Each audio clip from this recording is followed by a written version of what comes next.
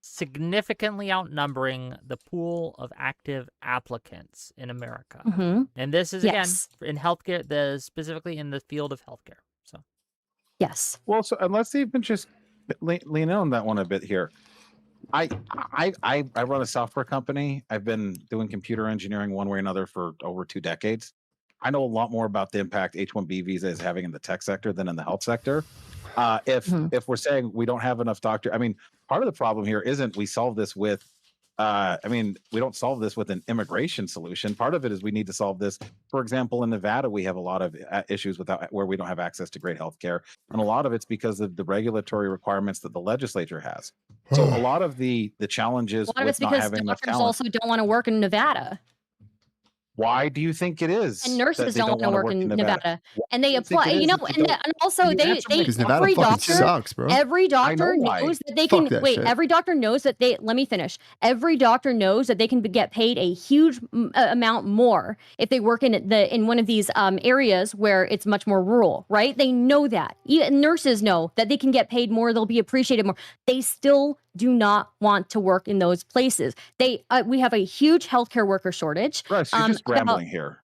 The reason why Nevada has issues, doctors don't come here because of the way malpractice works and the way that our regulatory environment makes it expensive. The same everywhere. It makes it expensive for them to work here. So if they can work here or in San Diego or in Denver, they will. It's more expensive. This isn't an immigration issue. This isn't an immigration issue. No, it's a regulatory environment for the healthcare industry. It's really fun to cut me off, isn't it? I mean, you're just wrong about the healthcare workers. Right, but when you're wrong, I don't have the luxury of cutting you off, and you can't engage equally on time. Do. You both have cut each other off during this debate. We cut each other off all the time. This is a debate. Like, I mean, you know, you can find more if you want. More of the Jewish conspiracy theories I want to look up to. Fuck. Going back and forth, engaging in Again, thoughts. I think it was that. Literally less than 30 seconds. You do less gish than up a 30 lot. seconds. You're too stupid to keep up with it. It doesn't mean it's a gish gallop. Okay, gang. I'm getting a headache.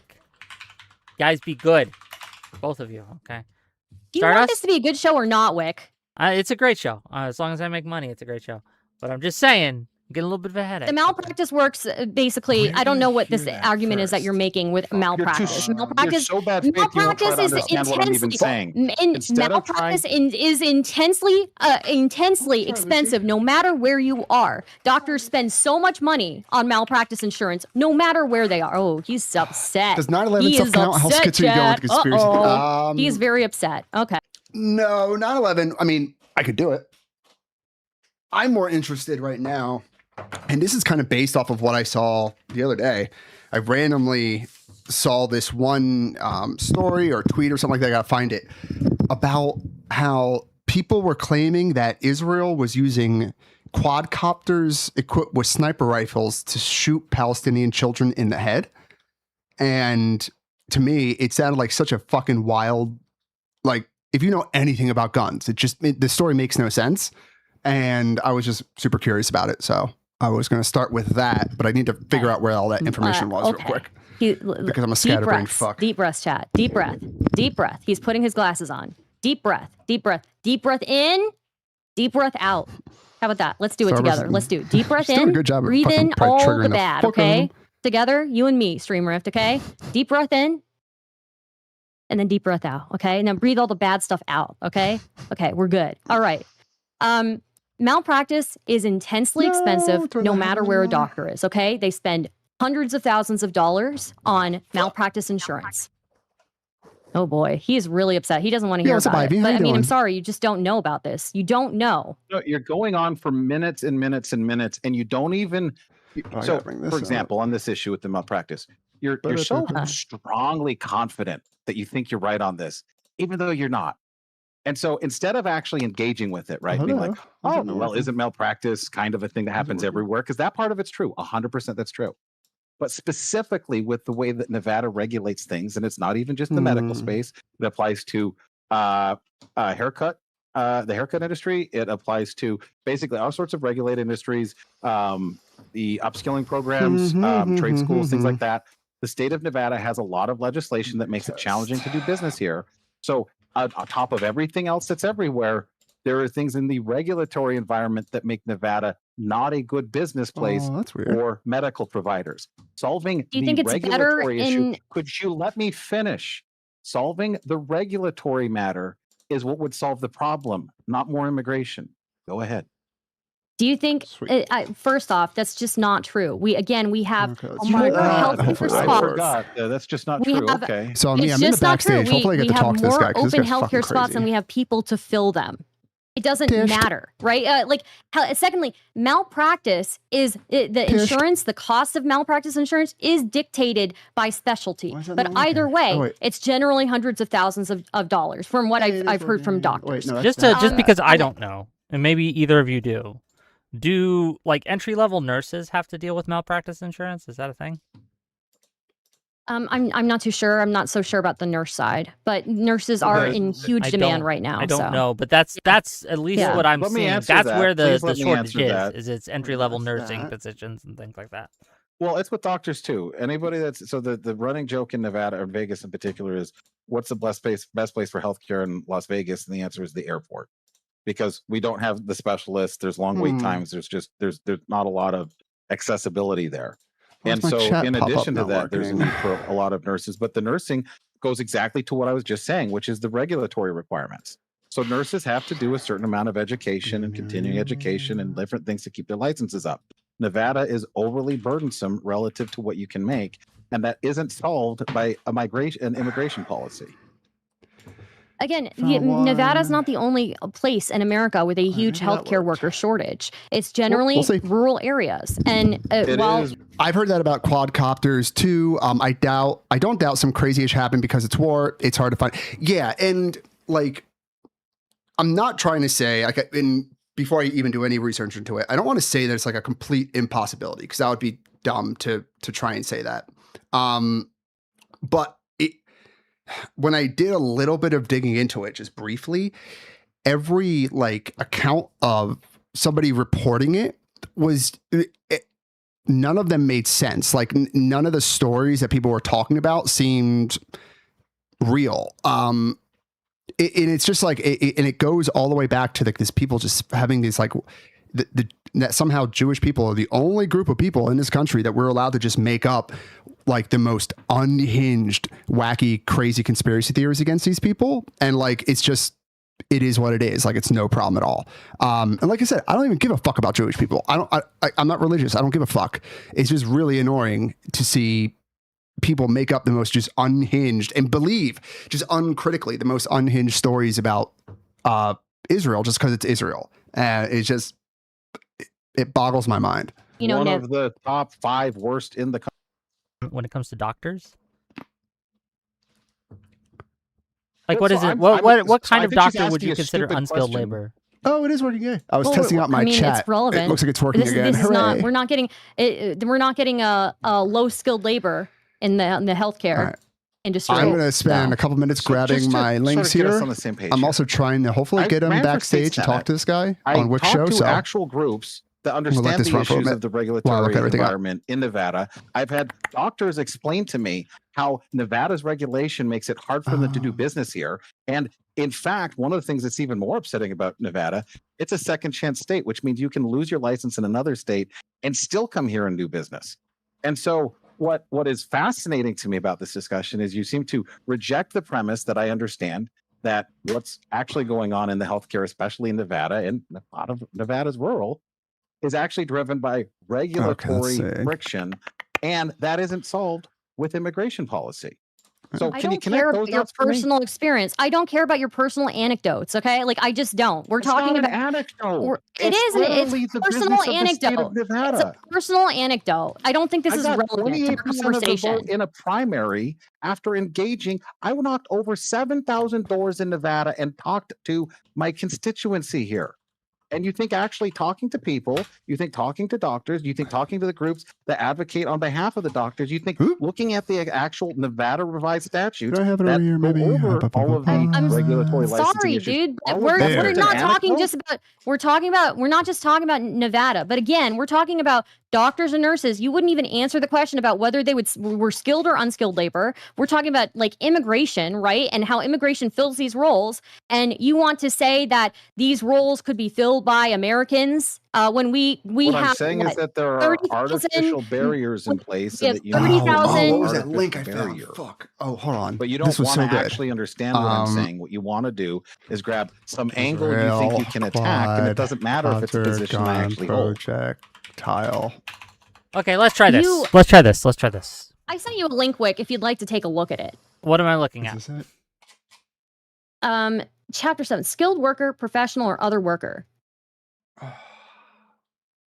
So we're talking about like immigration. Let's see. A total of 40,000 visas are available each fiscal year for employment-based third preference workers, of which not more than 10,000 may be issued to other unskilled workers. The visas for skilled workers, requiring at least 2 years training or experience, and professionals, persons holding a bachelor's degree or its equivalent in the specific field in which they are to be engaged, are deducted from the same 30,000 number allotment. What does this mean? Where are we going? What's going on? Fuck. Section A, second paragraph, defines what a skilled worker is. So Section A, let's see here. The beneficiary may qualify as a skilled worker if he or she meets... Oh, no doubt. I think people just believe very on shit if it aligns even lightly with their beliefs. I hate the current Trump admin, etc., but even I did a double take when I saw someone claim... Yeah, it's southern border river bayous with razor blades purposely embedded in them ended up getting washed away in a storm. The razor part was embellished as fuck, but in my research I ended up learning more than I would. What was this in particular about? The requirements on the labor certification. Okay, I think I got the article. Where labor certification permits educational and experience equivalent to a bachelor's degree. However, the beneficiary may qualify as a skilled worker if he or she meets the requirements on the labor certification. So 2 years college and 2 years experience. Mere possession of a bachelor's degree without 2 years of experience would not qualify. So there are strict requirements to be skilled labor. So I mean, I feel like we're what does that have to, like, literally, what are we talking about here? You said that these H-1B labor, okay. Yeah. So since you're not willing to talk about what is skilled labor, right?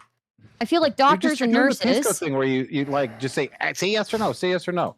Yes, a doctor skilled labor. We can just say a doctor skilled labor. I don't even know what you're getting at. Yes or no was a meme, just so you know. The yes or no part was a meme.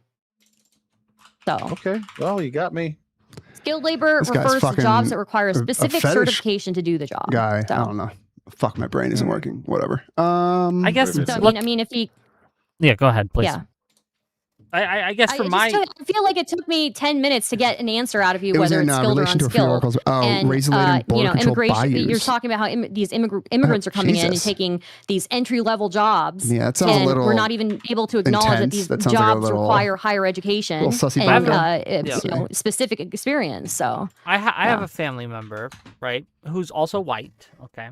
There we go. It's a cousin. Razor-laden border bayous swept away by Texas. Downpours being sold for scrap in Mexico. What the fuck? And she has trouble finding doctors who are able to help her with her specific condition. I won't go into details. I guess that's what it is right there. Do you think that by offering H-1B visas to other foreign countries to make it so that there are more nurses and doctors available? It is a buoy. It's not a bayou. Would that down by the bayous in fucking Louisiana. You're right, to buoy. My cousin, right? Would it help her? Yeah, let's even use your example. I didn't say that. Just pretend that never happened. You're describing. So there's a health condition. There's not necessarily the specialists here that understand it.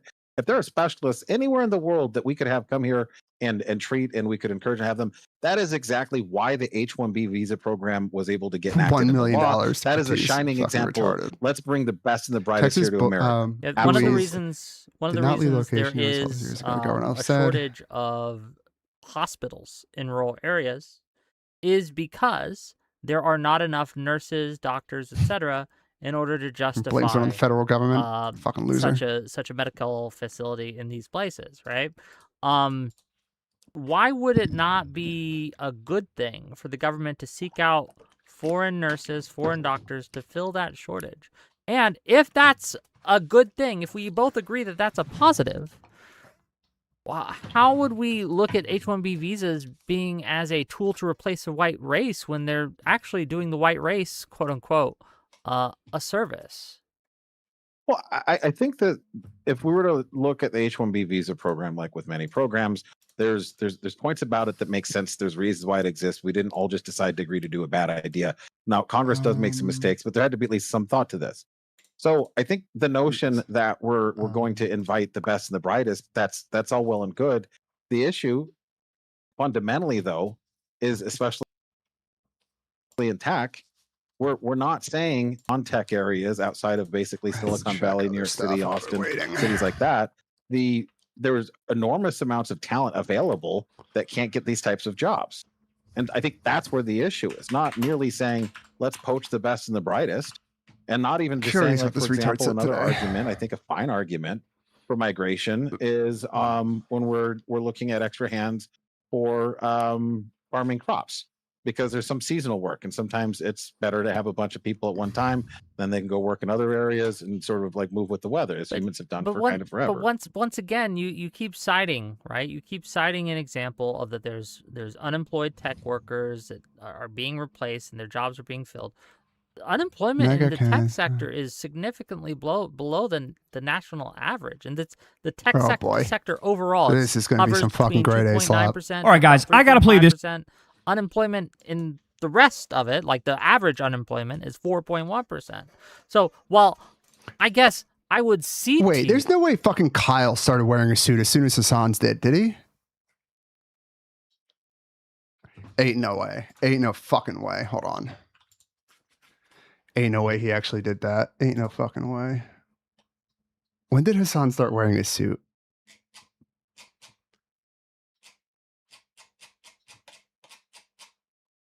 Kalinsky could have. Oh, dude, this guy posts so many fucking videos.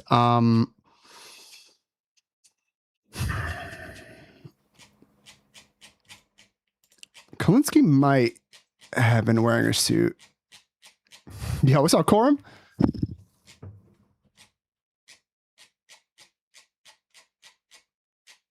I mean, the green text actually works. It pops out. I'm not gonna lie. Oh, dude, how am I gonna do this? 2 months ago, dude. I'm only 2 months back. Fuck. All right, we're scrolling for a while. Let me let this play. That some of these people can't find jobs. I'm wondering if, like, well, would you see to me that sometimes you can have all the qualifications necessary, but be unemployable because of a host of other reasons?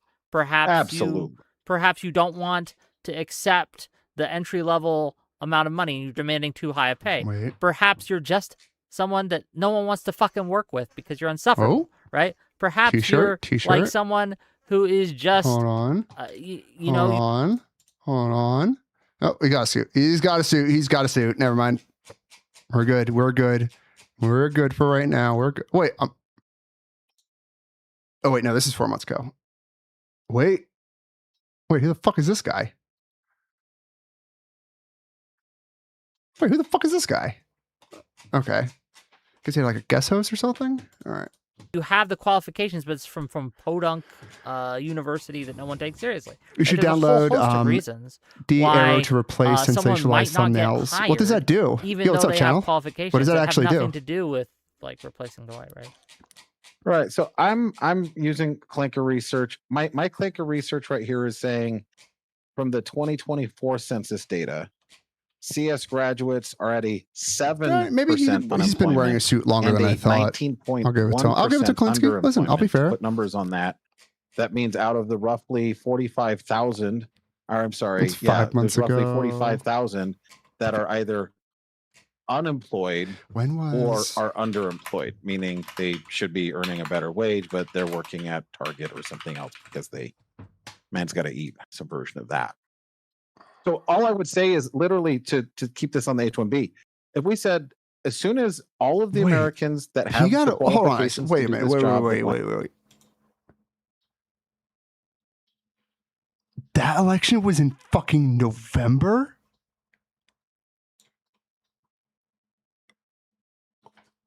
Wait, Mamdani won the election in fucking November?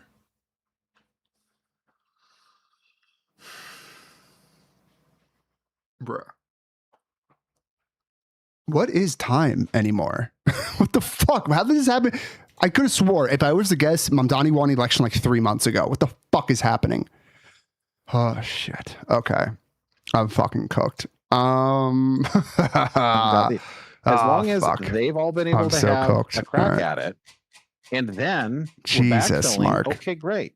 But now we're gonna go back a year. Be employers, and this is very broadly understood to be the case and well documented. Is the job ads themselves when they're posting for a job in order to get videos does motherfucker upload a day? A lot of tech workers, huh? No, it's creating more opportunities for them. I've been able to hire engineers because we've been able to deliver a lot more value to our clients. In fact, this year I've already done more. I've already done more this year in revenue than I did. I'm not looking for a specific vid. I was honestly just curious. Excuse me. I was curious when he started wearing a suit, because I would find it very funny if he started wearing a suit after Hasan started wearing a suit, and especially just because of like the amount of like shameless dick riding he's been doing for Hasan the past week. It wouldn't surprise me. I'm just curious. Like, and I don't want to say like, oh, I know he wasn't wearing one before. I bet he is now.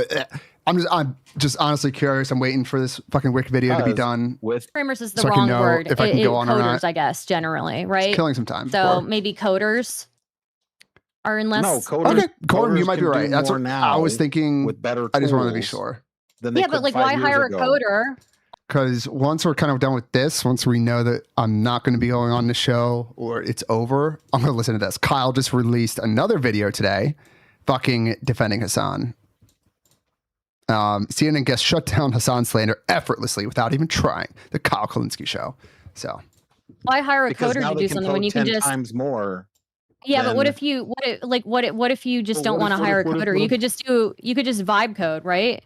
So. Claude. No, at some point, you need an actual competent professional. Help I mean, me. some people don't. Claude. Some people don't need a competent professional if they can just vibe code something, right? Claude. So. I don't know enough 100% about the subject. Why hire 10 programmers? Yeah, that's true. Somebody in chat says, why hire 10 programmers when you can hire one and use AI? That's a good question. Or why not hire, if one engineer can do the output of 5, why not hire more? So if you hire 5, you can get the output of 20. To save fucking money? So, duh. 25 would be very competitive.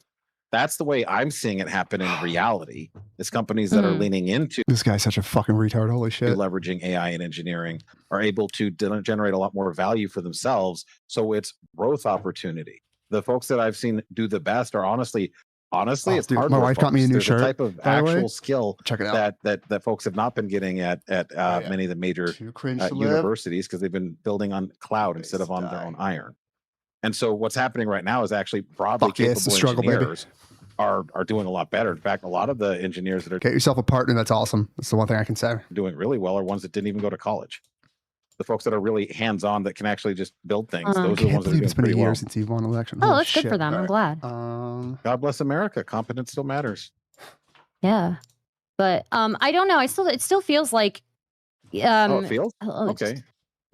Still feels like like we were talking earlier about about like, I don't know, it still feels a little bit like DEI, what you're asking for though, right? Because if we're hiring people based on shortages, if we're hiring people based on shortages, okay, explain. No, you explain. You say it's sort of like DEI. You explain that. Yeah, it sounds like what you want is DEI, because we're talking about we're not just talking about tech workers. We're not just talking about tech workers. We're talking about industries that have huge shortages of workers, right? Again, like the healthcare industry, even for like just aides, right? Live-in maids, or not even live-in maids, like the even day aides, right? Or people who come to people's houses, help elderly people, right? We have a huge shortage in rural areas. So, you know, I don't see. But that's not what the whole H-1B program's about. I don't know why you're bringing it up. I mean, the H-1B does it was medical. Originally supposed to be about the Great Replacement, but basically like is the great replacement happening? Are white people being replaced? But this guy is just incapable of actually having this conversation. Workers. It does hire medical. I know you see you're going at it from a tech perspective, but we have an honest shortage of medical workers. Is it possible for you to engage with the following? I'm going to tell you again, as just it's fact. The economics of professional licensing in Nevada are a restriction on healthcare. The regulatory capture of licensing is what drives at shortages for labor very frequently. And so if we can agree on the problem and think there should be maybe a different solution, but the problem here isn't that there aren't people that want to work. The problem here is there are barriers put in the way of people becoming medical professionals that limits the amount of people that can actually participate in that economy. Bro, every single white woman I know is a nurse. What the fuck is he talking about? Bro, I'm white as fuck. I don't think that engage with the regular? Do you think this is a 10-minute warning for both of you? Okay, because we're gonna end in 10 minutes. But go ahead. Do you think acceptance rate nursing license? Do you think if a nursing license? Well, probably not getting on here then. Harder to get than if it's $100 license, or it's easier to get? Sure. All right. Well, let's watch this fucking shit, I guess.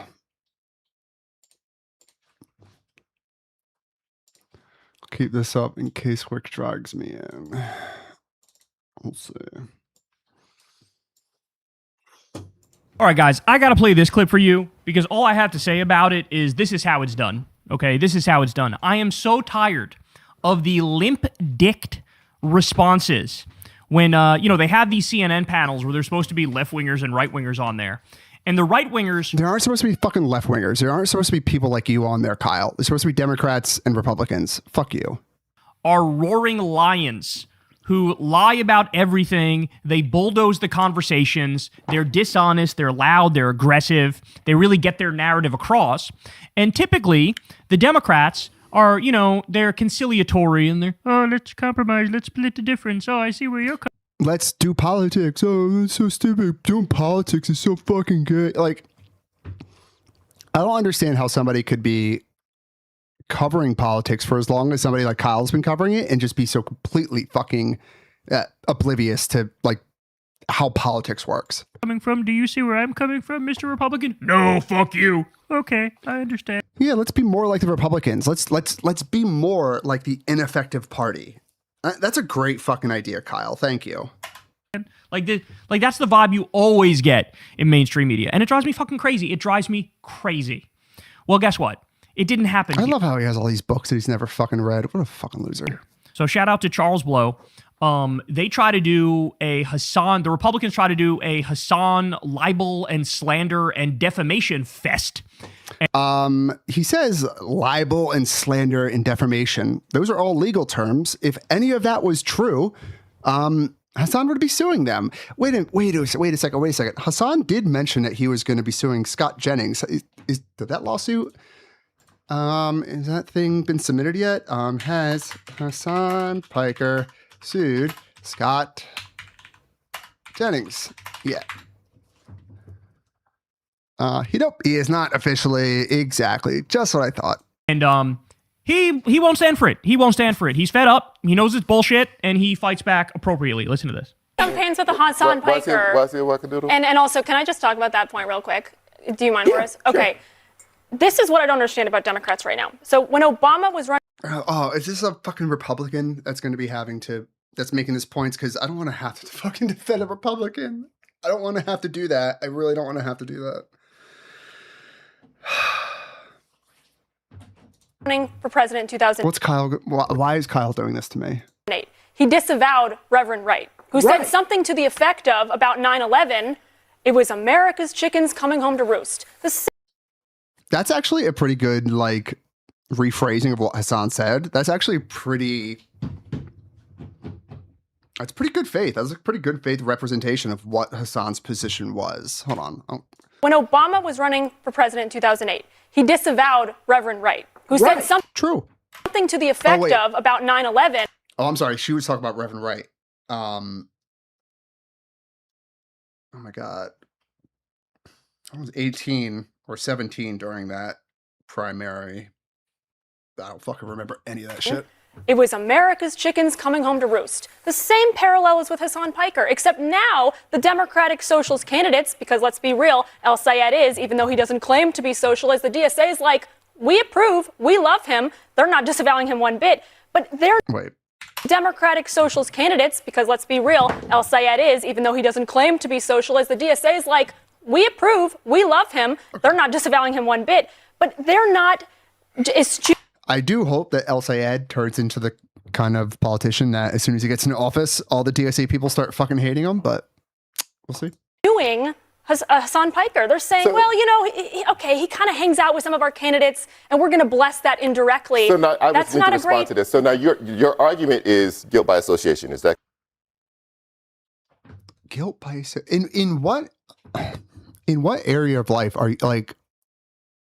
Was my mom just like a quote machine and I just didn't realize it? Because like one of the things I remember my parents telling me when I was growing up was like, you are who you hang out with. Like the company you keep, it reflects on who you are as a human being, as a person. Like if I went to a party at your house and I walk in and, you know, meet at the door, go into the living room or the kitchen, and there's a bunch of fucking neo-Nazis hanging out in your kitchen, I might look at you differently after that, being like, listen, I don't, you know, based on our previous interactions, I didn't think you were a neo-Nazi. So I came to your house.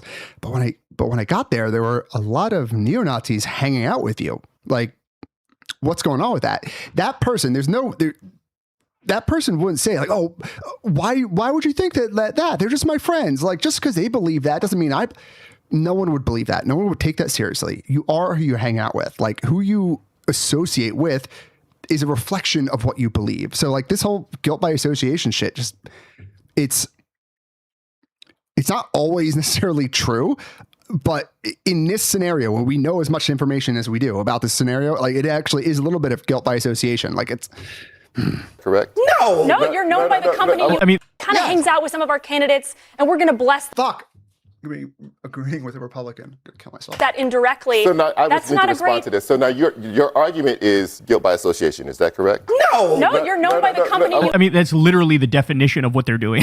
No, Kyle, you're fucking retarded. No, that's not what we're saying. It's literally exactly the argument is that. So yeah, Kyle, what about you are who you hang around with? Okay. Now, as you all know, I'd go further. I'd defend Hasan on the merits because they just lie about him over and over and over and over. Not true. Not true. There's a reason that people like Kyle here, who's a fucking anti-American piece of shit, who in an ideal world would probably lose his U.S. citizenship and get deported to an unfriendly country.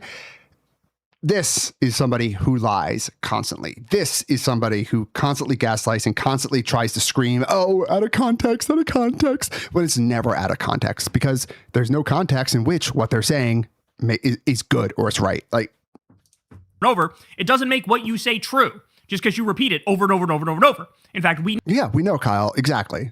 That's kind of our point. It's been our point for a minute.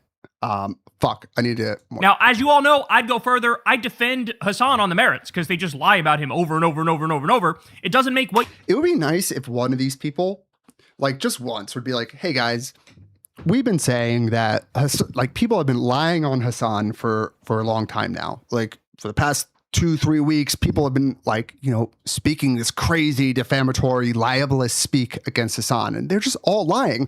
And here's some examples. Here's an example of a person saying A, and here's an example, or here's proof that they're lying because this is what Hasan said. Here's example B, here's example C, here's example D. The reason we haven't seen any... Disaster.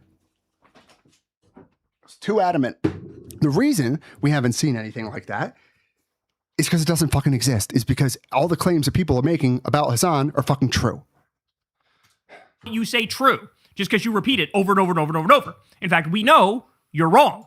We know you're accusing him of being anti-Semitic. And the only defense they have is because they said it. They haven't shown anything. Because there's nothing to fucking show. He's anti-Zionist, and that's crystal clear. He's anti-Semitic. 30-minute compilations of him criticizing anti-Semitism. You completely ignore.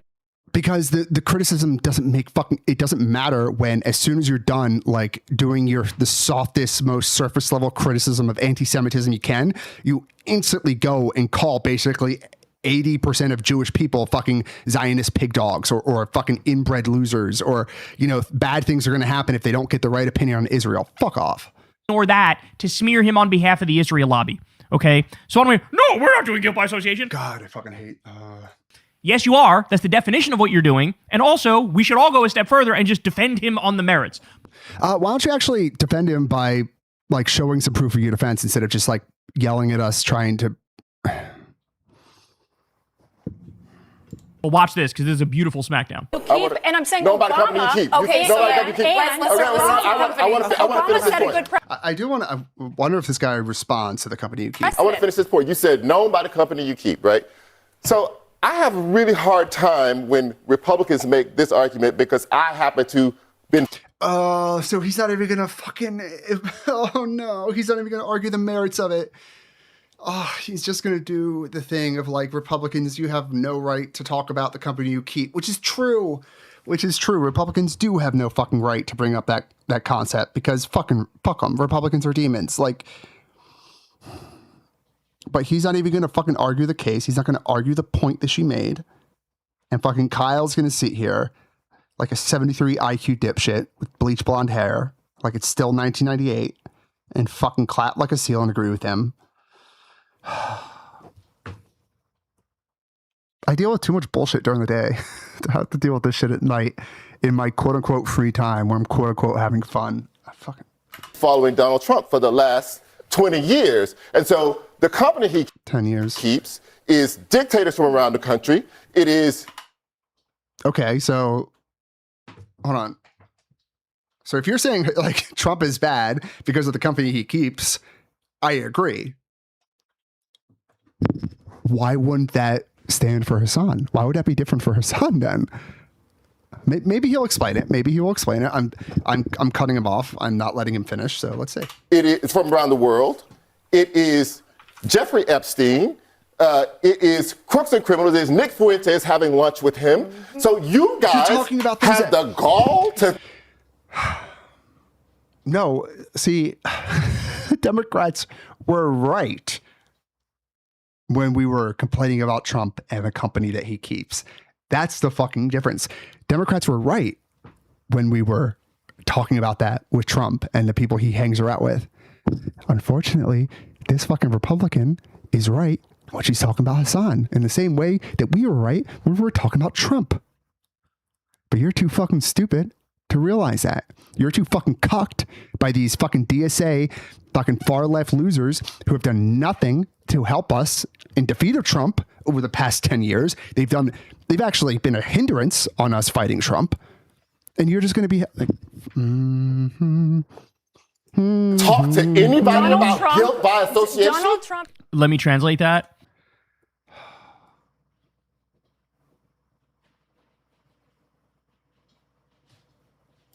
How about you guys shut the fuck up and suck my nuts from the back?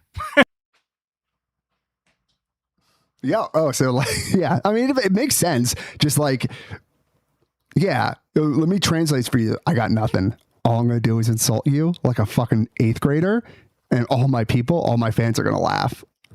Look at him. He. That's the same smile you get when you watch like the substitute teacher, like start breaking down and crying. Like, this is the look that you get when you finally break the substitute teacher. And it's because Kyle has the political instincts of a fucking 8-year-old. As Charles Blow Manuel said, oh, hey, wait, I got an idea. Shut the fuck up and suck me from the back. It's not a good look, dog. It's not a good look. It means kind of you got nothing to say, right? Invitation's there. Huh? Would you like to shut the fuck up and suck me from the back? Huh? And you know what? That's what these people deserve. Like, they do like Kalitsky fans think he's fucking cooking when he's doing this? Because like I'm getting that feeling when I watch The Office and I have to like turn it off because it's too fucking awkward. In fact, I need to step away for a second. I'll be right back. 1 second. Fuck me. I gotta use the restroom. Harder. Right. So Sure.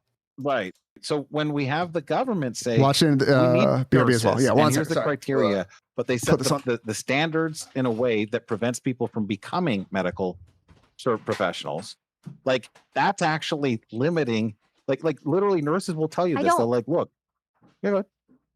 I don't think that we should be lowering standards for our doctors and nurses. I think we should have the same standards, high standards for them, and bring people in who can live up to those standards. I don't want people who are doing subpar care. I don't think people should be doing subpar care. So many states are like this, but like Nevada, for example, not all of the states. So let's say you're a nurse in Virginia and you're a great nurse.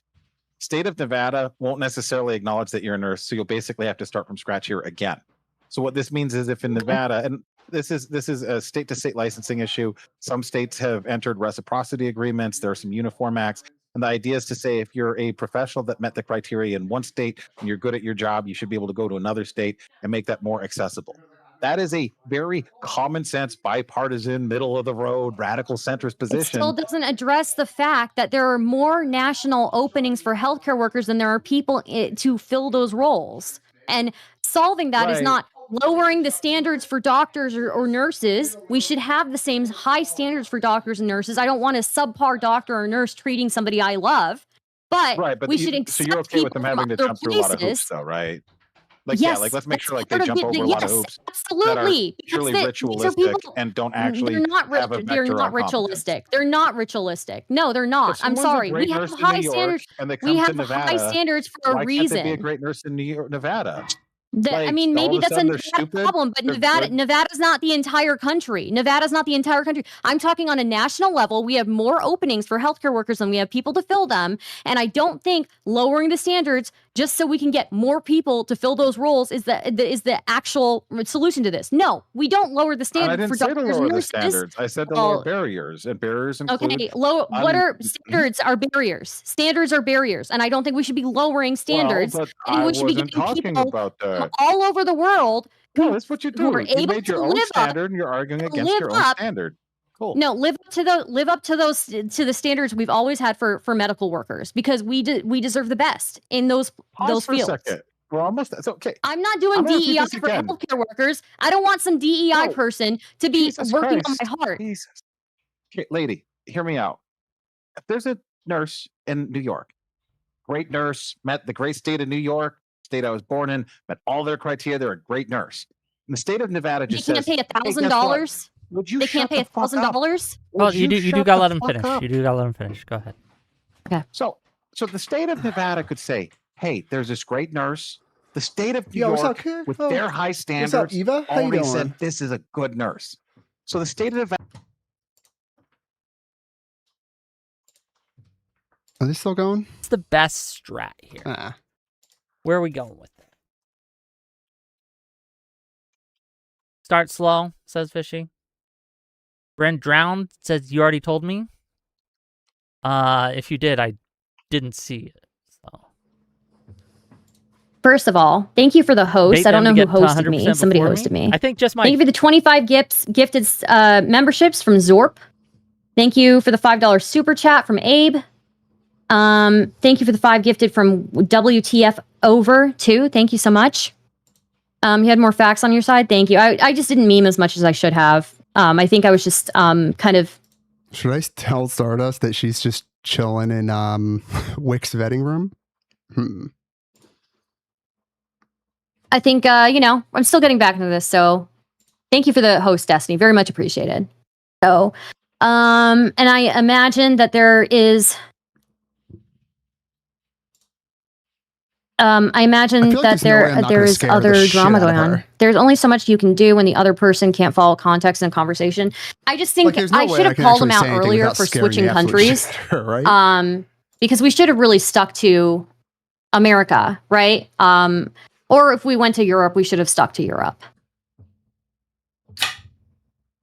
So that's kind of like how I feel about it. I do feel like I should have called him out more on that. There's more that I could call him out for. Thank you for the 100 joules.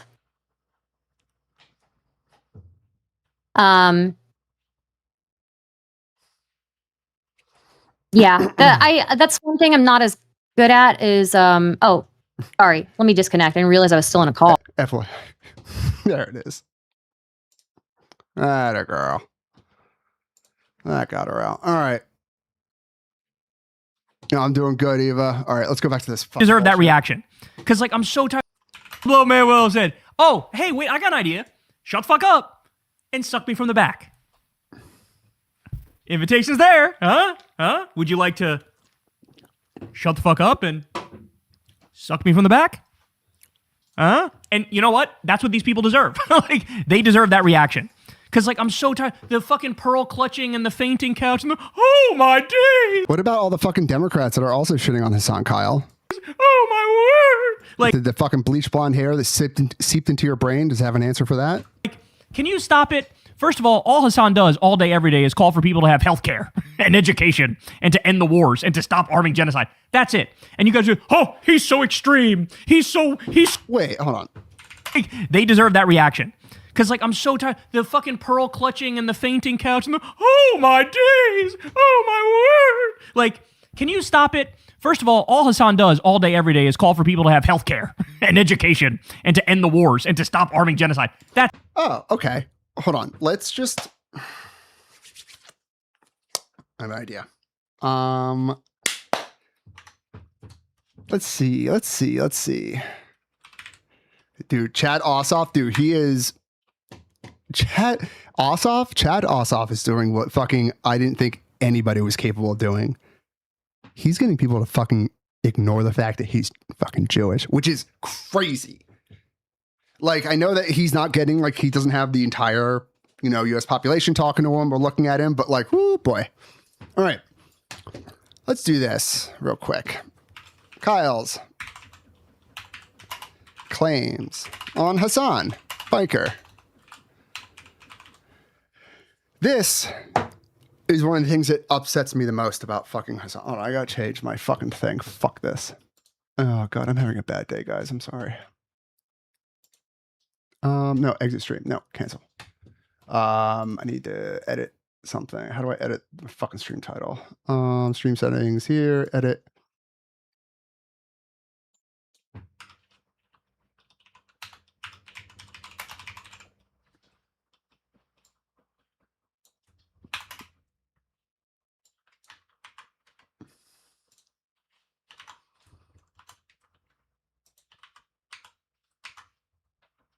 There we go. Fuck it, I don't care. Sweet. All right. Let me change it over here too on Kick.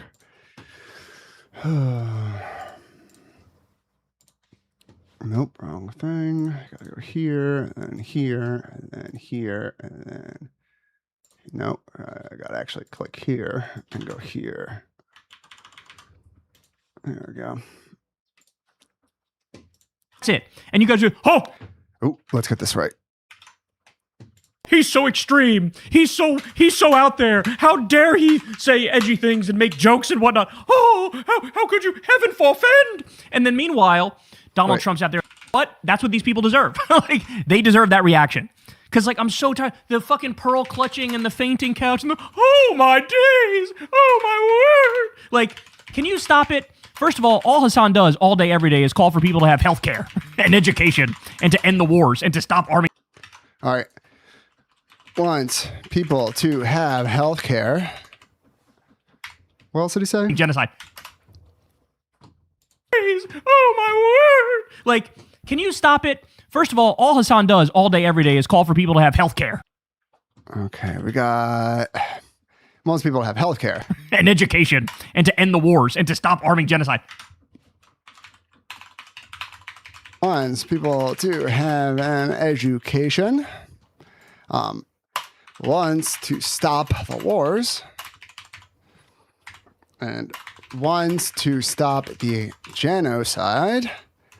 Now, if we're being particular, only the one in Gaza, not any of the other lame genocides that involve white people. Okay. So these are the 4 claims that he says that he does on every show. Okay. I don't think these are good 4 claims. I think this is kind of fucking stupid. we're going to investigate this, but I do want to watch the rest of this video by Kyle. So we'll put this here. How am I going to... I don't know how... All right.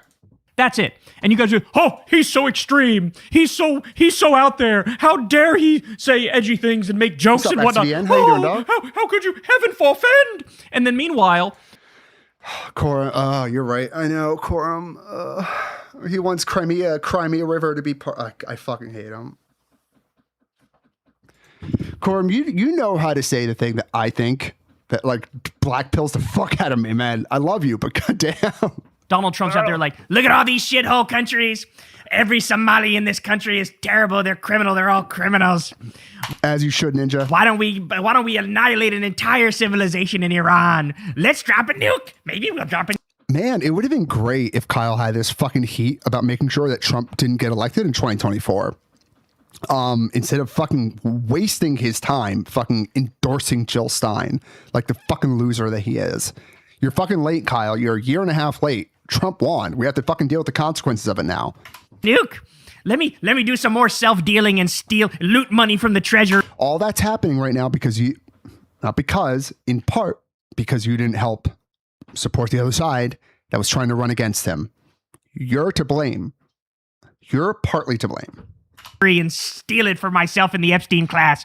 It's like day in and day out, crime after crime after crime. That you helped permit or commit. Like he says, the company he keeps. Epstein called Trump his best friend. Are we really having a conversation? I know, Spy. His Trump impression is pretty terrible. Mine is too, but I don't go around trying to pretend I can do it.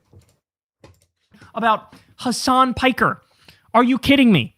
No shot. No shot. This is a fucking criminal regime. Stephen Miller goose steps in Zig Heils and is building concentration camps. And I'm supposed to be mad about HASAN Piker? No, I'm supposed to be mad that you endorsed Jill Stein when those people, the very same people that you're fucking bitching about right now, were running to get into office. And while they were running to get into office and while they were campaigning, you were out there being a fucking little special little snowflake like they're fucking retard that you are. And you were out there endorsing Jill Stein and calling Joe Biden, Kamala Harris, Genocide Joe, and calling Kamala the same as Biden. Fuck you. Okay, let's talk about exact parallels. Number one, is Donald Trump stumping with Nick Fuentes? Or is he just having lunch? Wasn't Trump like forced to like denounce Nick Fuentes? Wasn't it like one of the few times that Trump was like kind of forced by the party to like admit he did something wrong? Or am I... This was a while ago, I forget. Major criticism for holding white nationalists, blah, blah, blah. The meeting, rapper Ye brought Nick Fuentes unannounced. I think that's a thing that people are missing. Now, to defend Trump, fucking kill me. Meeting with Kanye at that point when he was on his super Hitler arc. Not a good look either way, but the reaction, the meeting drew sharp bipartisan backlash. Oh, wouldn't it be nice to have like bipartisan backlash against fucking HASAN? But unfortunately, we have the fucking left flank of our party trying to fucking play like, with prominent Republicans and Jewish organizations condemning Trump for giving a platform to an anti-Semitic white supremacist. Man, that'd be nice. Trump stated that he did not know who Fuentes was prior to the dinner and that Fuentes has become an unexpected guest of Ye. Like, this was... Even Trump had enough wherewithal to understand, like, hey, I should probably not associate myself with this fucking rabid anti-Semite racist. And I think that Abdullah Sayed should do the same with HASAN. Like, so when you have these fucking, aw, cute, aw, when you got these fucking retards. HASAN Piker. Are you kidding me? No shot. No shot. This is a fucking criminal regime. Stephen Miller goose steps in Zig Heils and is building concentration camps. And I'm supposed to be mad about HASAN XVN. Wouldn't that be fucking crazy? Piker? Okay, let's talk about exact parallels. Number one, is Donald Trump stumping with Nick Fuentes? Or is he just having lunch? What? I'm sorry. I didn't even realize this the first time. What's worse? Having lunch with somebody or stumping for somebody and like campaigning with somebody? I feel like if you're campaigning and stumping and like showing up at events with people in public, I feel like that is showing a like much more endorsement of their beliefs and just having a private dinner or private lunch. So I don't even know what the fuck I'm curious how Kyle is going to react to this. I have a feeling it's going to trigger the fuck out of me. Well, you know, technically, he wasn't like on the stump with him and stuff, bro. Okay, he was on the stump with Elon Musk, who cut pediatric cancer research and meals on. That's bad too. Oh my God. Those things can be bad? Guys, did he realize? I had no idea both things could be bad. I'm blowing my mind out right now. Wheels and does Nazi posts on a daily basis. Oh, that's bad. No one agrees it's good, except fucking crazy MAGA cultist Republicans, but they're already lost. Who are you talking to, Kyle? How about that? Condemn him right now. Yeah, kind of like how Republicans forced Trump to condemn Nick Fuentes. But now we're just not expecting the same from Hasan? Or from people who associate with Hasan? Like,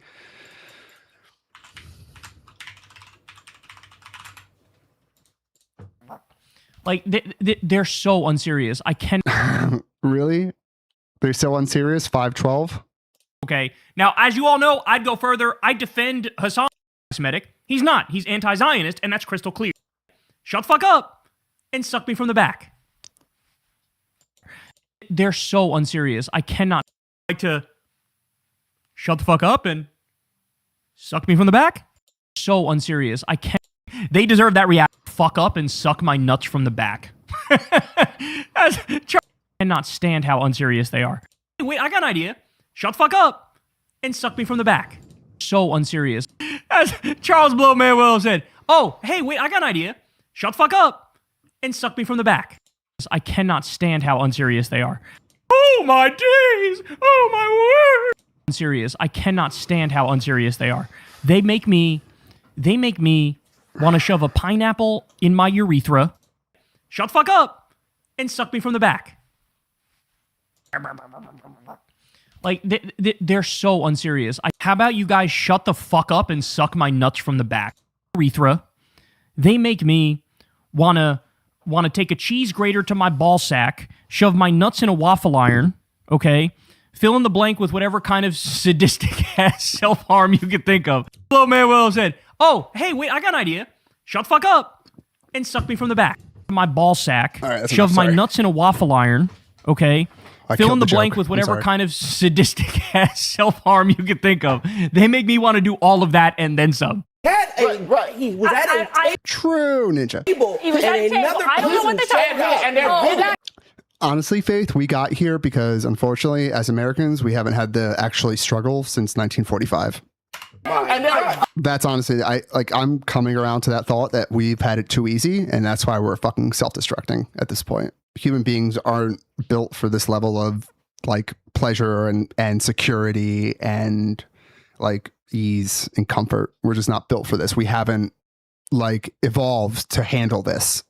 So I think that's a lot of it. Obviously, like social media too, but I just think it's like this long piece we've had for nearly 100 years. We're turning in on each other because we have to have a common enemy. I thought part of me thinks that. People just show up There are videos with him. People just show up at the lunch table. Is that a problem for you? Hold on. Are you okay with that? Show up at the lunch table. You okay with him partying with Epstein? I am not going not? to relitigate this. Oh, now you're quiet. Now you're not enunciating like you was enunciating before. Are you quiet? No. I'm just not going to relitigate this. There's just no truth. There's no truth. To that. Okay, to the video of him with Epstein. If I could reclaim my time. If I could reclaim my time. There's no reclaiming time. You're not a senator. Let me Like a fucking 4-year-old, he just laughs at like the silly little quips that mean nothing. Charles Blow is cooking. I'm not gonna lie. Of course, respond to what you're saying. He's cooking. Thank God for Charles Blow, man. He really freaked it. What Charles Blow is doing here is he's swatting aside the conversation and going, "You people aren't serious. Like you're not even ready to have this conversation." Yeah, that's because that's what real serious people do, Kyle. Because if we have this conversation, you're gonna lose 10 out of 10 times. Why don't you have the conversation and like show them losing instead of just making quippy jokes like it's because when you do those quippy jokes, it makes it seem as if you have nothing else to say. It makes it seem as if you're kind of freaking the fuck out internally and just trying to think of any way you can to pivot the conversation away from the actual facts. That's what normal people, at least that's what I feel when I see somebody do that. Maybe I'm weird. Okay. Don't even start with this. How could you, Hasan Piker? Because the most vile, extreme people you could think of on the Republican side are in the government right now. Okay. Eve, I agree. I think we have the capacity to actually get past it and to like live with it and survive with it. It's just, I think we need to have the conversation. We need to acknowledge it. Like another one of the big problems that we're having as a people is just not being able to have conversations about the things that we're actually struggling with as a country or as a people. Like we're not able to talk about the things we did right and wrong from COVID-19 because we're too busy fucking talking about trans dicks and shit. So because we can't have the adult conversations, nothing's going to change. The Secretary of War Crimes, Pete Hegseth, he got a fucking letter from his mom dressing him down and calling him an abuser of women. And true. And somebody, if you guys haven't read that letter, that's actually fucking crazy. You should look into it. Somebody who does domestic violence and commits assaults and cheats left and right. Okay, this guy is a rapist. Usurp, if you want to get extra black pilled, look at what the Brazilians and Koreans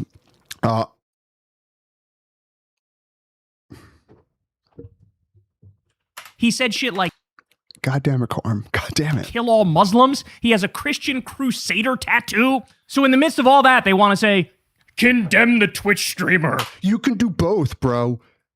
They're not mutually exclusive. You can do both. You can defend both of the bad people. It's not that hard. No.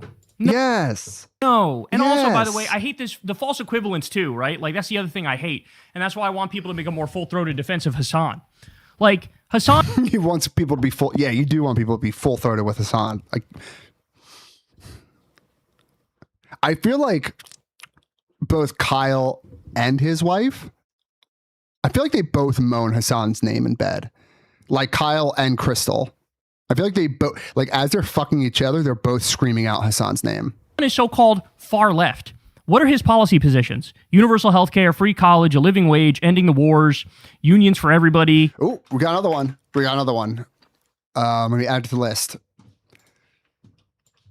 He wants 5 unions for everyone. What else?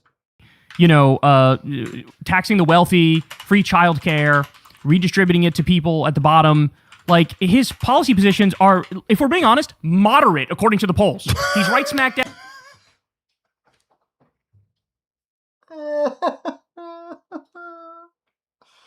Oh, Hasan's a moderate. Hasan is a moderate. Hasan is a moderate. In the center of mainstream American opinion. Yo, what's up, Jets? How you doing, dog? We're supposed to hate him. What's up, Falco? What's up, Ninja? We're supposed to hate him, and we're supposed to like who? Who in the... Fucking anybody else, bro. It's not our job to tell you who to fucking like. Do you want us to fucking hold your hand and chew your food for you too? Trump regime are we supposed to like? Okay? I mean, True, Spy. Fucking true. My grandfather would be fucking pissed at me. Literally can't think of a single person that's not a vile, disgusting, decrepit extremist in that regime. True. I mean, at least in the first term, I've said this before, but at least in the first term. Way more brain rot, Mark. You're actually probably better off than all of us who had to sit through this. I could point to, you know, he pardoned Alice Johnson. That was good. He banned bump stocks for guns. That Jets, you're going to make me fucking freak out if you say that again. was good. There was like, every now and then there'd be something where it's like, all right, that's okay. All right, that's cool. That's cool. We'll give you that. Right? Like, I'll give credit where credit is due. But now in the second term, I literally can't think of a single fucking thing that he's done that hasn't been atrocious. I mean, every single day I watch this stuff. It makes me want to pour scalding hot grease directly in my anus. Okay? He's very fucking descriptive about ass and dicks and shit, isn't he? Kind of like the mentality of a fucking 8th grader. That's what watching this horror show makes me want to do. Hey, attaboy XVN. Cheers. They have the nerve to turn around and berate us like we're the problem. Well, we didn't start an illegal war of aggression against... Actually, people like you, Kyle, are kind of part of the reason that Trump's in office right now. Yeah. It was probably your endorsement of Jill Stein, along with a bunch of other little, factors that caused Trump to win. But you were part of the instrument that helped Trump get elected. Remember that. I mean, remember that when you're in the polls in 2028, I'm sure, as you have the past 10 years, writing in Jill Stein, remember that you're part of the problem. Remember that, like, the next time you see, God forbid it actually happens, but if it happens that somebody in ICE kills another American, that blood is on your hands, Kyle, in the same way that Renee's and what the fuck's the other guy's name? Who was killed by ICE? What was the other guy's name? Alex Preddy. Wait, God, a couple more people. Ain't that sad? That shit's on you, Kyle. Shit's on you. It's on Hassan. It's on Mike. It's on from all you other fucking lefty losers who are just as bad as MAGA. It's on you. The country that didn't attack us. We're not the ones who carpet bombed a bunch of little girls in school. We're not the ones who bombed roads and bridges and all sorts. No, you don't have to be that one. But sitting on the sideline when it was time to elect that person who ended up making that decision kind of makes you partly responsible too, Kyle. Source of civilian infrastructure. Okay, we're not the ones that are the Fourth Reich and the axis of Epstein. We're not the ones doing Benjamin. No, but you're the fucking brown part of the Red-Brown Alliance. Yahoo's bidding and trying to help create a greater Israel project. Okay, we're not the ones rigging an election like Donald Trump is doing. He tried to rig the 2020 election. He's gonna try to rig the midterms as well. Wouldn't it have been nice to help campaign for the person who was running opposite him in 2024? That would have been nice, Kyle.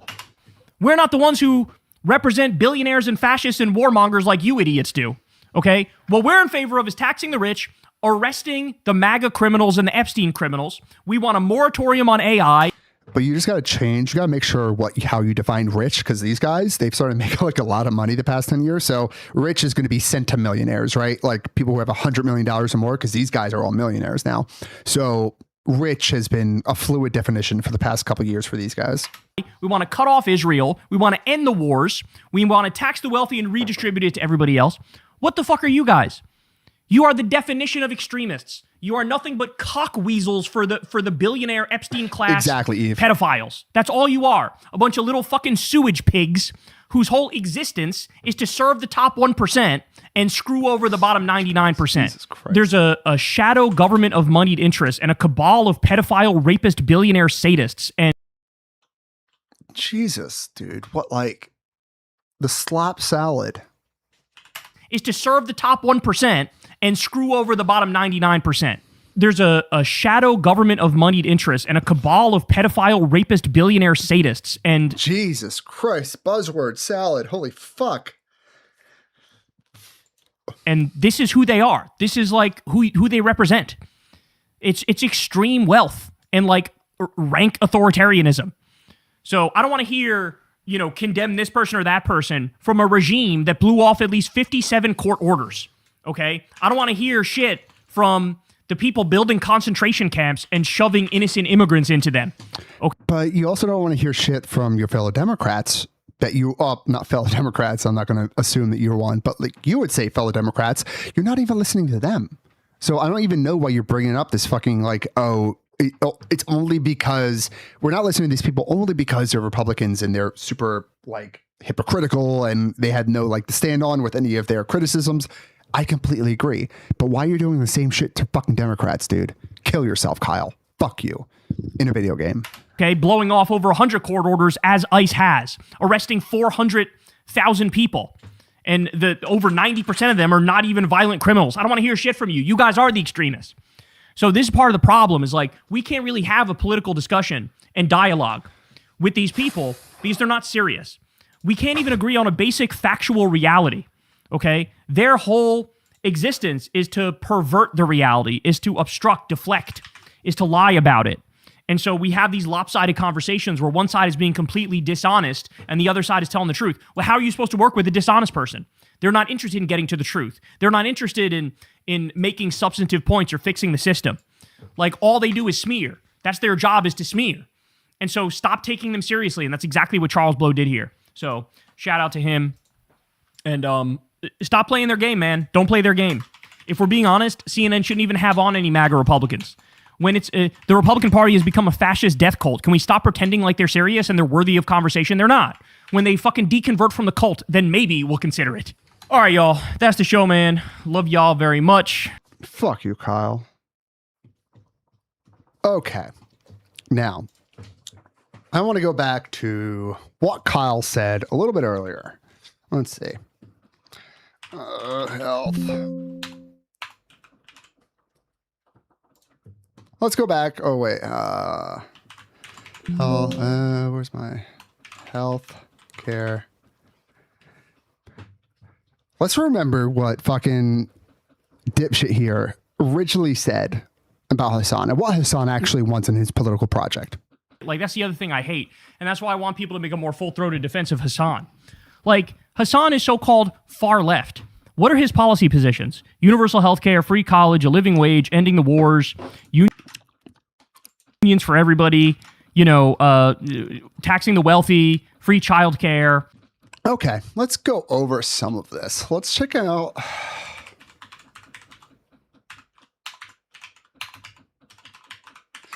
Let's see how they're doing it. Let's see, Hasan. What did he cover today? I'm curious. I wonder if we can see any good examples of this, about him just wanting to, because he talks about this every day. Hasan talks about this. This is what his stream is focused on, according to fucking Kyle. He wants people to have health care. He wants people to have an education. He just wants to stop the war. He wants to stop the genocide in Gaza. He just wants unions for everybody, guys. He just wants to tax the wealthy, and he just wants free childcare. It's so simple. So let's just take a look at a little bit of our boy's stream today. Let's see how many of these things he's covered. He's been live for 6 hours. Hi, Lucy.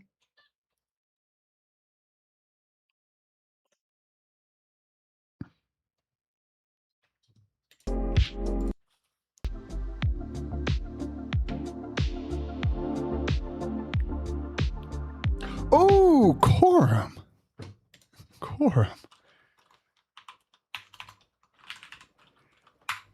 That's a very, very, very good idea. You serve the cat. Hi, Lucy.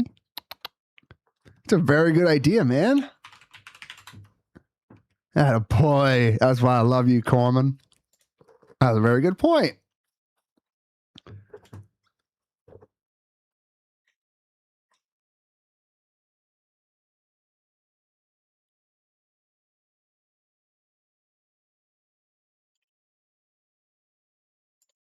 Who has shared values to a lot of these people, where they go, oh, I get it, this guy gets me. I felt lonely before. I didn't realize that there were other people who also felt this exact same way. And my job is also to Summon Conduit. Obviously inform people. So no, this is a good video. This is it, the second part isn't out. It's only members only, right? Yeah. I'm not a member though. I can't watch it. Ooh, maybe we'll watch the first one. Sign up. We'll become a member. Everyone should, if you don't, guys, go sub to Conduit. He's fucking based. He is like me. He's a strong fucking liberal, and we need more of those people. He's unashamedly or unabashedly liberal. Support him. Go sub to his channel if you haven't already. He's a good dude. In the heavyweight division. Oh, you know it, lad. You know that Hasan Piker. Chilling with the captains, like I don't understand. Toes fucking down. They are on the morally right side. Anne Frank died before she could resist. Hezbollah is a paramilitary organization. I don't have an issue with them. Let's just say. Now they could go tomorrow. Did you say Anne Frank died before she could resist? I don't know if that was a fever dream. I'm still not sure what I want this channel to be, so I'm just gonna chase subjects that catch my interest. And right now, regardless of the hypothetical reality where Kamala Harris would not be as bad as Donald Trump, which we have no. Hold on a second. What the fuck is this?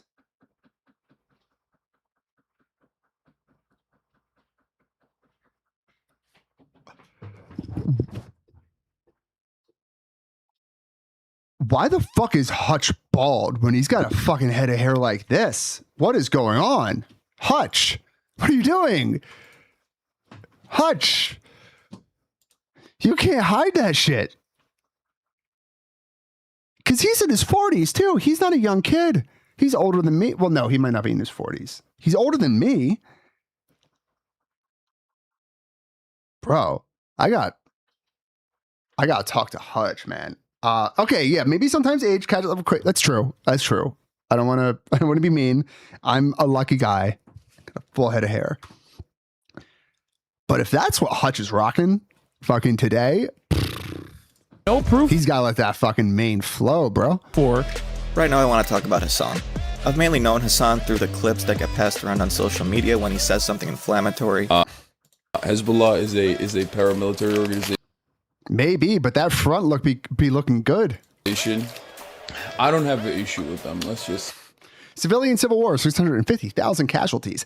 Hezbollah is not directly responsible for this total, but they were critical in Assad's maintaining power after Assad used chemical weapons. It's true, but Hasan doesn't give a shit about the Arabs if Israel isn't killing them. Or dumb. Which we have no proof for. Or inflammatory and dumb. I believe what the Houthis are doing... They kidnapped Filipino sailors and held them for over a year. Is now following on Kick. Heck yeah, dude. Yo, Jeff, thank you very much, man, for the follow. Appreciate it, buddy. In terms of... To help hit 1,500 followers, 800 viewers, and hey, homie, can you share your stream in a Kick community? I don't know what that means. Add me on Discord. Why do I need to add you? Just add me anyway. Stopping Israel doing a genocide to implement a blockade on the Red Sea is a good thing. The Houthis bankrupted one of Israel. Actually, the Houthis. They kidnapped Filipino sailors and held them for over a year. The Egyptian economy took a $2.2 billion USD hit from the reduced trade through the Suez Canal compared to the previous years. One attack caused an oil spill. Doing in terms of stopping Israel doing a genocide. Humanitarian aid to Sudan, also experiencing a genocide, was delayed. To implement a blockade on the Red Sea is a... The Houthis bankrupted one Israeli port. Good thing. 10 total... Yemeni civil war, 150,000 plus casualties from direct violence, 377,000 plus total deaths, 85,000 children dead from starvation. Was fucking down. Houthis' interception of aid was so bad that the UN gave up trying. Wait, hold on. The Houthis' interception of U.S. aid was so bad that the UN gave up trying because it was only benefiting them. They are on the morally right side. And his go-to responses are that they're taken out of context, or people just don't get it, or you're a Zionist Nazi. And it doesn't line up at all with his appearances in mainstream media. He's got a much cleaner and more approachable personality. So much so that he's even referred to himself as Zoomer NPR. So I decided I wanted to take a look and see what Zoomer NPR was really like. For 1 week, I would watch Hasan's stream start to finish and report back what I learned. Let's see how Zoomer NPR stacks up to regular Zoomer NPR. Fucking kill me. NPR.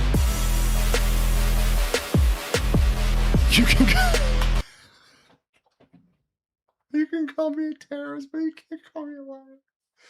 Oh, I can't. I can't.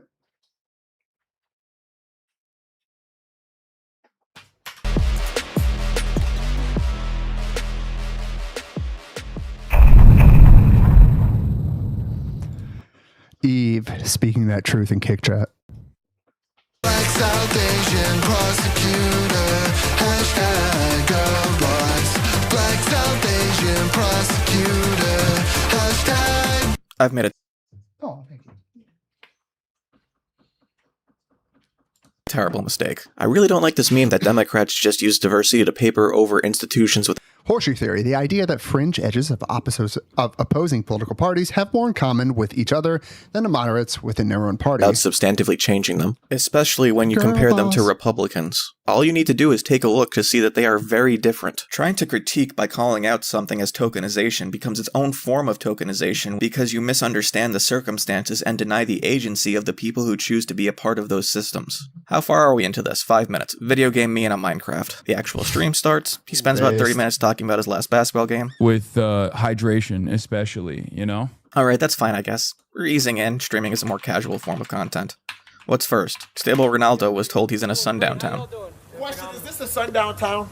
Oh yeah, like 9 o'clock. What is a stable Ronaldo? Shows the audience some green books he has. That's fine, but we're now 45 minutes in. Can we get to the news? We're on Twitter. Why are we on Twitter? GOP comms. We're on Twitter because it's fucking Hasan's addicted to that shit, dude. Like, hold on, I might be hallucinating this. I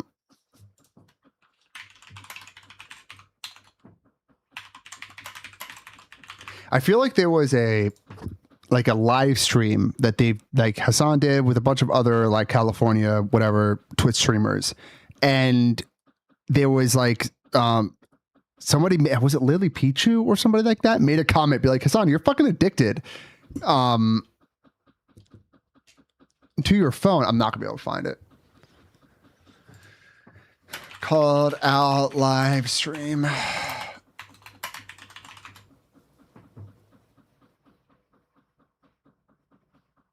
What? Song called out IRL stream. Addicted to Twitter.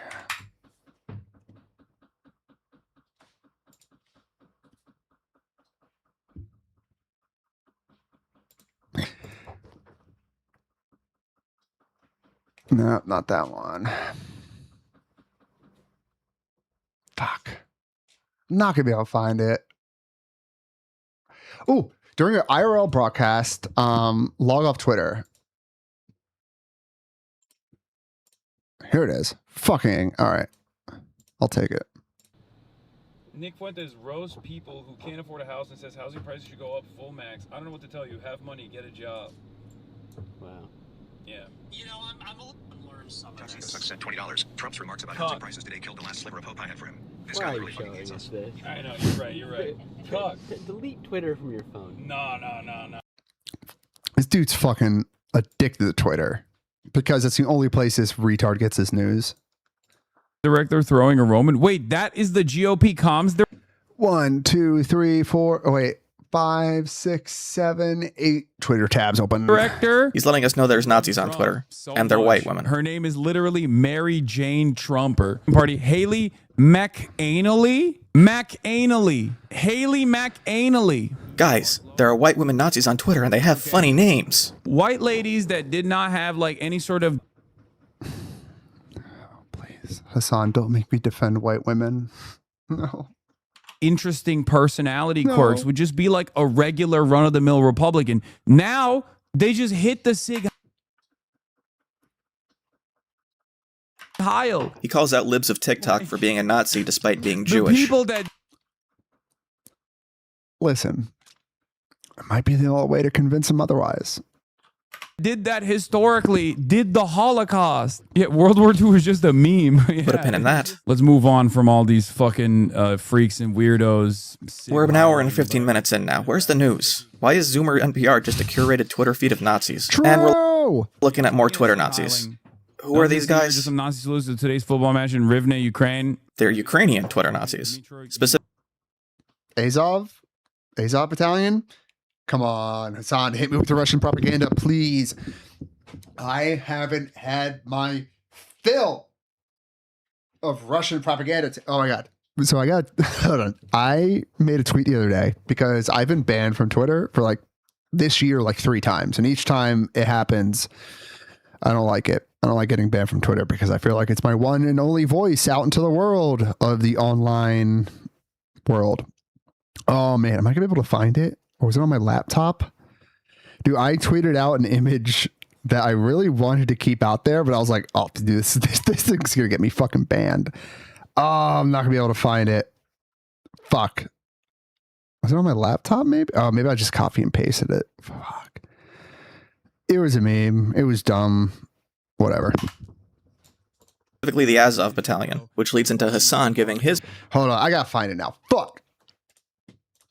point of view on what Ukraine should be doing for watch this while I look for it. I'm an advocate for the Minsk agreements, an infinitely better proposal than what the fuck is going on currently. But there is under no circumstances a reasonable justification for Russia invading Ukraine, a sovereign power. Donbass is different than Crimea, and Crimea is an annexation that is, in my opinion, justifiable. It is a part of Russia, okay? Finally, the news. They're talking about Texas trying to redistrict in order to push Democrats out of their seats. Hasan lets the clip run without giving any meaningful comment. Okay, this was basically it. Oh, here it is. Found it. Ha ha ha. I wanted to tweet this out because I thought it would be, whoa, what the fuck? Open image in new tab. Because I thought it was funny. But then I was like, I'm pretty sure you can get fucking clapped on Twitter if you make fun of like a group of people directly. And I just know that the fucking Russian bots would have 100% hit this fucking tweet. Got me banned again, and I don't want to test that again. It's just Russians are so hard to read. Kill. Such complex creatures, so majestic. And it's just, I don't know, really dumb. I don't even know why I brought that up. Fuck you guys too. Commentary. Gavin Newsom is a fake demon. He really is. He really is. Wait. Texas trying to redistrict in order to push Democrats out of their seats. Hasan lets the clip run without giving any meaningful commentary. Gavin Newsom is a fake demon. He really is. He really is. Oh, and this is the fucking loser that has the audacity to beg like the fucking loser that he is for help from the Democratic Party. Get fucked.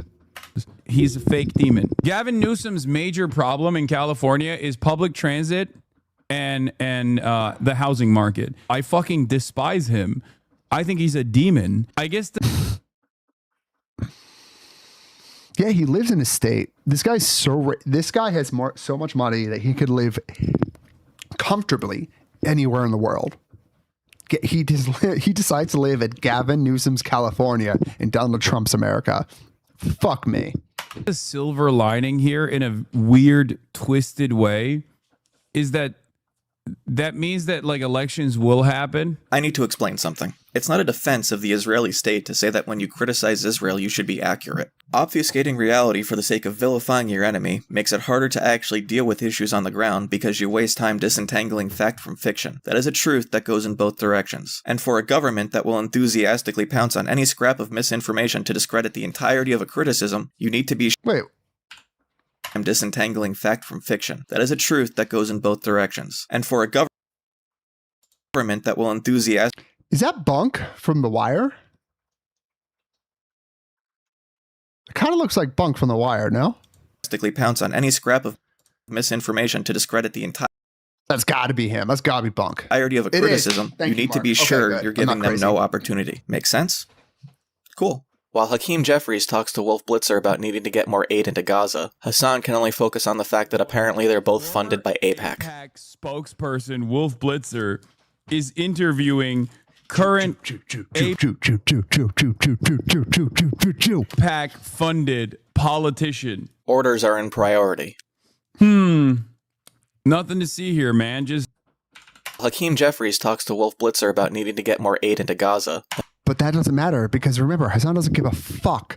Hasan couldn't care less if like 5,000 Palestinian children died tonight because they starved to death. Hasan couldn't give a fuck about any of that. As long as he has a platform and an arena to shit on Democrats online, he's happy. Hasan can only focus on the fact that apparently they're both funded by AIPAC. AIPAC spokesperson Wolf Blitzer is interviewing current AIPAC funded politician. Orders are in priority. Nothing to see here, man. Just an Israeli whose grandparents were kidnapped, one of them was murdered, is saying that they need to end the war, and his chat is calling him a Nazi. Again, this person has family that was killed by Hamas on October 7th, and they seem repulsed by him. They should be thanking him. Instead, they're self-righteously alienating the people they need to get the fighting to stop. Then he watches a John Oliver segment and criticizes John for not covering Gaza more. He was noticeably absent from the conversation. But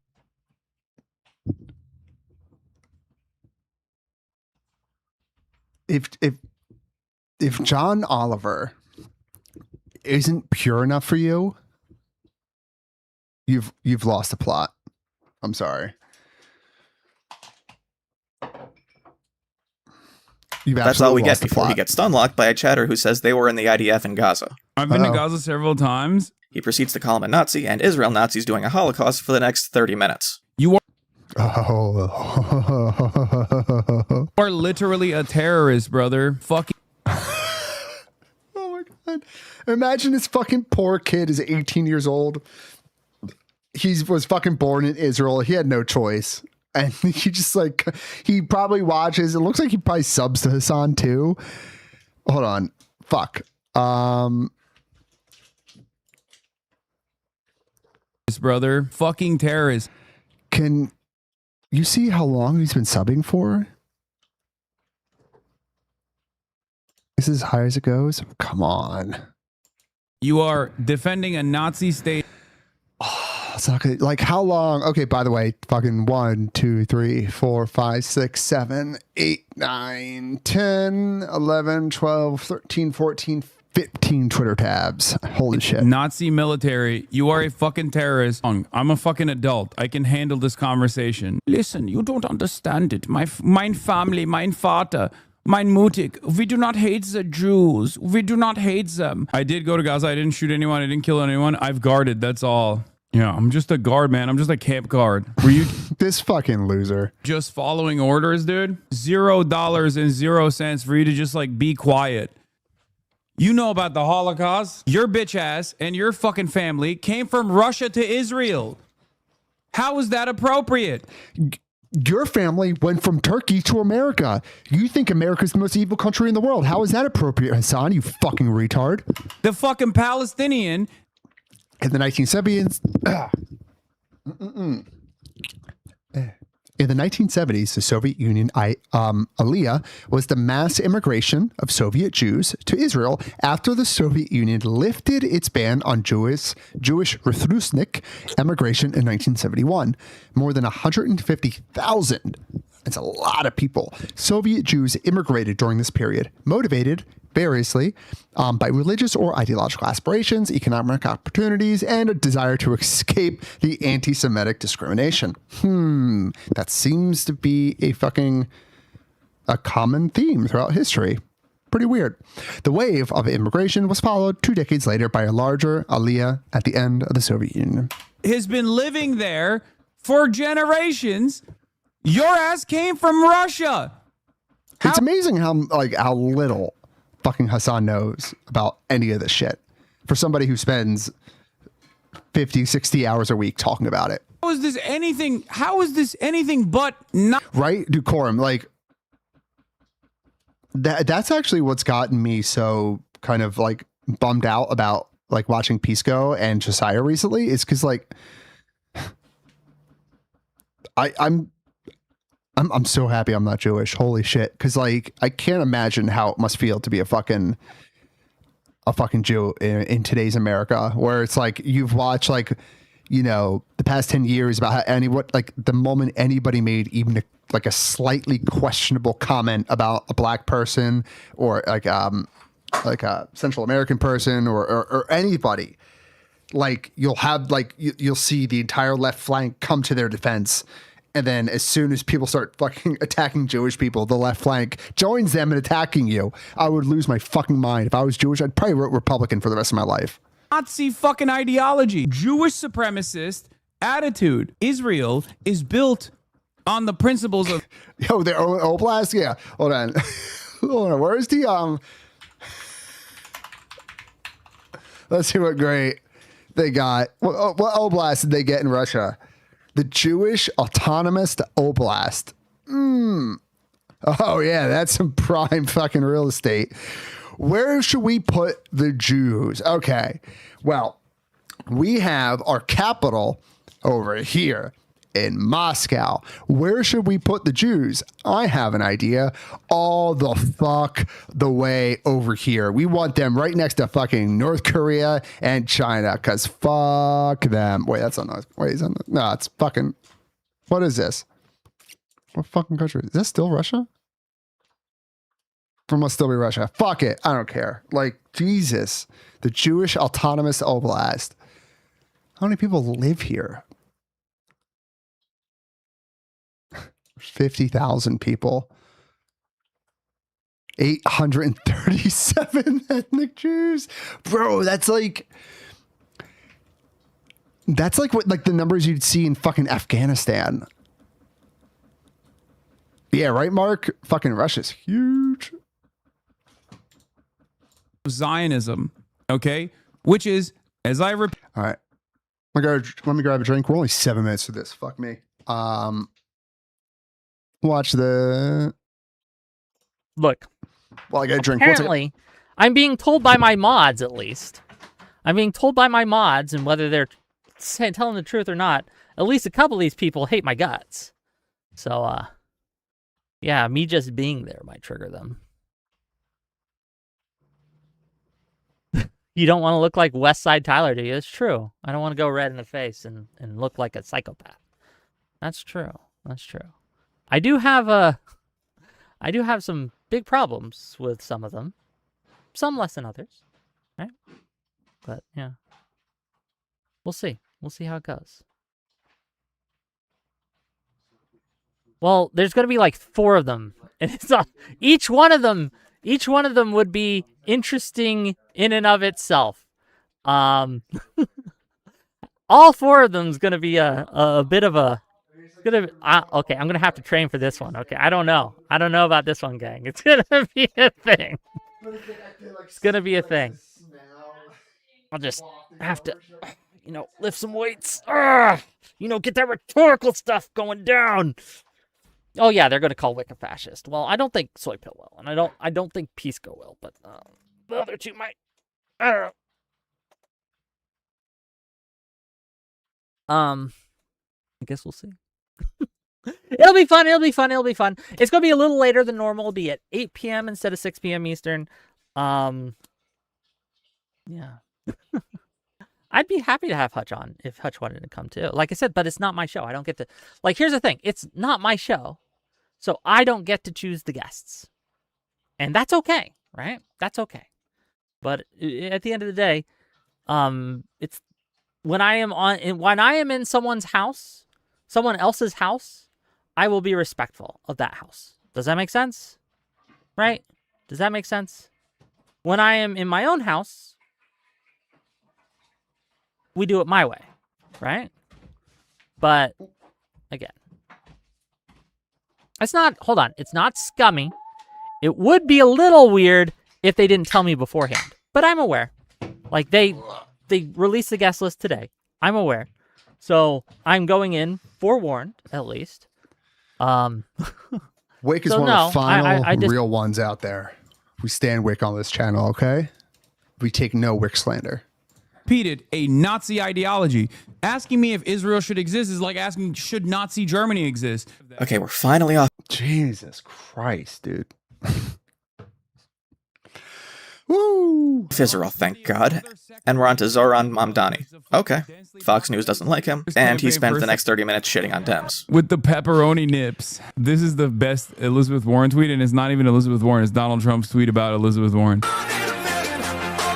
And now we're learning about Hassan. Wait, what was that? With the pepperoni nips. This is the best Elizabeth Warren tweet, and it's not even Elizabeth Warren. It's Donald Trump's tweet about Elizabeth Warren.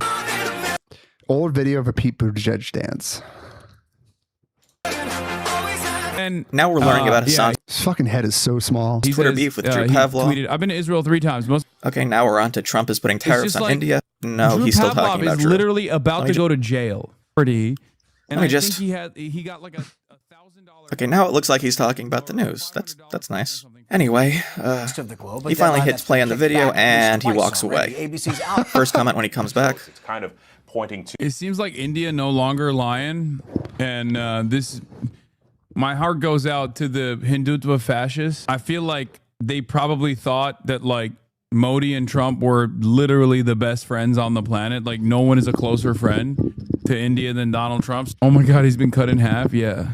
I unsheathed my katana. Nani? I just did my special move. Yeah, I cut him in half. Your anti-Semitic sword, yeah. But then he uses Twitter in order to explain the tariffs. You know, the anti-Semitic sword that he likes to joke about that had a fucking Nazi symbol on it. We're the ones paying those taxes, you dumb fuck. Yeah, you go to buy a bed on Amazon that was made in Vietnam. The bed is now sailor could buy ahead against the tariff increase and can't do that into perpetuity. Tariffs make sense if you do this strategically. Okay, another piece of critical news. Trump fired the commissioner of the Bureau of Labor Statistics because they reported honestly on his dismal job numbers. That's one new job right there. True. But also that's one layoff plus a new job. So I think it cancels itself out.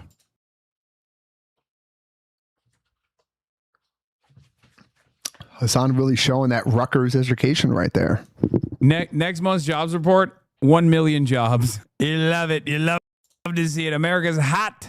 We then spend the last hour of the stream on 2 separate Fox and Friends interviews with TikTok influencers who give male fashion advice and female dating advice respectively. And then the stream ends. Day 1 over. What did we learn? What did we learn? Racism, green books, Israel equals Nazis, and Democrats equals corrupt and ineffective. Sounds like your average Hasanabi stream. Corey, stun speed. Read my first comment backwards. These nuts. Fuck you. Hey man, they got those grease trucks there. That's true.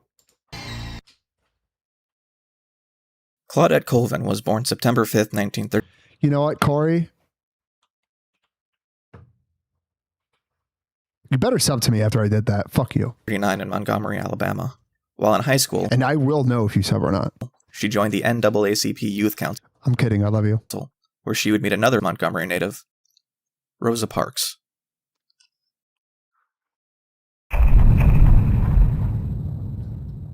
All right, another day. Let's get...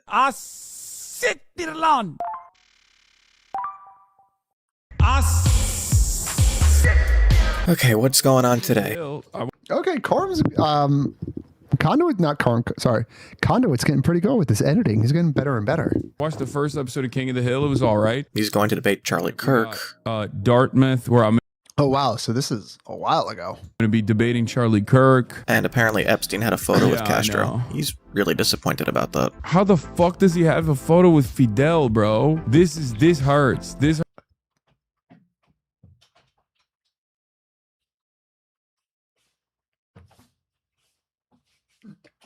I'm curious. He still went to Cuba, huh? Hurts so much more. This hurts so much more than Chomsky. Hated. Some of y'all's faves are gonna be implicated. Like, first news story: Sarah Huckabee Sanders visits the Western Wall. Literally, this is the one thing about Judaism that I do not know. Like, I mean, I've learned deep lore on this broadcast about Sukkot, about the citrus, about... Didn't he not even know what the fucking Western Wall was? The stick and the tent. It's just a holy wall. I don't know. Wait, what the fuck? You don't know either? How do you not know? Oh yeah, wait. This is where he doesn't know what the fucking Western Wall is. How do you cover this for fucking a year and a half and not know what the Western Wall is? You're Jewish. Why do Christians go? Nah, I remember this from fucking when Destiny covered this. This is fucking retarded. Go there and like cry and stuff. I'm gonna be real. It's not much. It's the outside wall of the Second Temple. This is the Temple Mount. Which is like one of the most important things in all of Judaism, in all of Islam. In a way, it's like one of the most important things. How do you not know this? Mega holy, great place to pray. How has he been doing commentary on Israel-Palestine for so long and he doesn't know about the Western Wall? It's one of the main... Corey! Thank you. Appreciate it. These nuts. Points of contention and negotiations for the two-state solution. It's just the wall, man. Calm down. Like, politicians are doing the class. It's just a wall. Hasan showing he has no idea what the fuck he's talking about. Classic, like, we're going to Israel to show how fucking to show how much we love Israel routine. That's it. Okay, an hour and 20 minutes in, actual news. Trump is just a wall. Spy, didn't you know? He's on the roof. Oh, he's getting up there. Doesn't do any investigating, just thinks it's funny. Do a flip! Anything about the dementia-addled president who's killing millions of people around the world by cutting USAID and facilitating the genocide in Gaza needs more scrutiny? No? Okay. But Trump and Harris were the same. What is this? It Follows 2014? Epstein comes up. That's a problem squarely on Trump, right? No, Republicans are subpoenaing Democrats, including Bill and Hillary Clinton. He spends the majority of time on them instead, thinking it's funny. Bill Clinton can do the funniest thing. I'm just saying. Take it all down, baby. Come on. Come on. Mutually assured pedophilia destruction. He's upset that Cory Booker doesn't want to endorse Zohran Mamdani. He had no issues pumping Mayor Adams. This is all about Israel, 100%. And we're back to Israel because he's corrupt because of AIPAC. And Israel is not even just about Israel. Israel is about democracy. AIPAC money is consequential. It is important, especially at a time like this. In late recording, Cory Booker says he and AIPAC president text message back and forth like teenagers. AIPAC is simply a representation, tip of the iceberg, in terms of how pervasive Israeli lobbying efforts are and how pervasive Israeli influence is in American politics. This is Professor John Mearsheimer. He's a political science professor at the University of Chicago. In 2007, he wrote a book called The Israel Lobby and U.S. Foreign Policy. One second. I mean, it sounds like he's trying to do stuff. I don't know. Maybe he could be trolling, though. You know how he is. But, yeah. I mean, you could text him if you want. I don't text him. Well, I mean, if you want I do text him every once in a while, just like memes about how he's losing in court, and then I reblock him. That's funny. And then he gets so mad. He probably posted in DGG, and they all like circle. He always posts. It was on about Twitter the Israel lobby and U.S. foreign policy. Weird. The argument of the book is that Israel leads American foreign policy in the Middle East at America's expense. Not quite Mossad did 9/11, but it's still pretty inflammatory. Today, he's going to tell us about the Greater Israel Project. Greater Israel is the idea that Israel has a religious compulsion to conquer the land from the Nile River in Egypt to the Euphrates in Syria and Iraq, along with the entirety of Lebanon and a large chunk of Saudi Arabia. This is despite the fact that Israel hasn't done any conquering, even with its projection of military force. Israel has gone into Lebanon multiple times and left. It gave Egypt the Sinai for peace. Jordan administers Al-Aqsa Mosque in Jerusalem. And despite bombing Syria, the idea... Yeah, it was Darius. I was watching the stream for a second. has actively removed Israelis who have tried to set up settlements across the border. This does not make West Bank settlements minor in comparison. Is there anything interesting happening?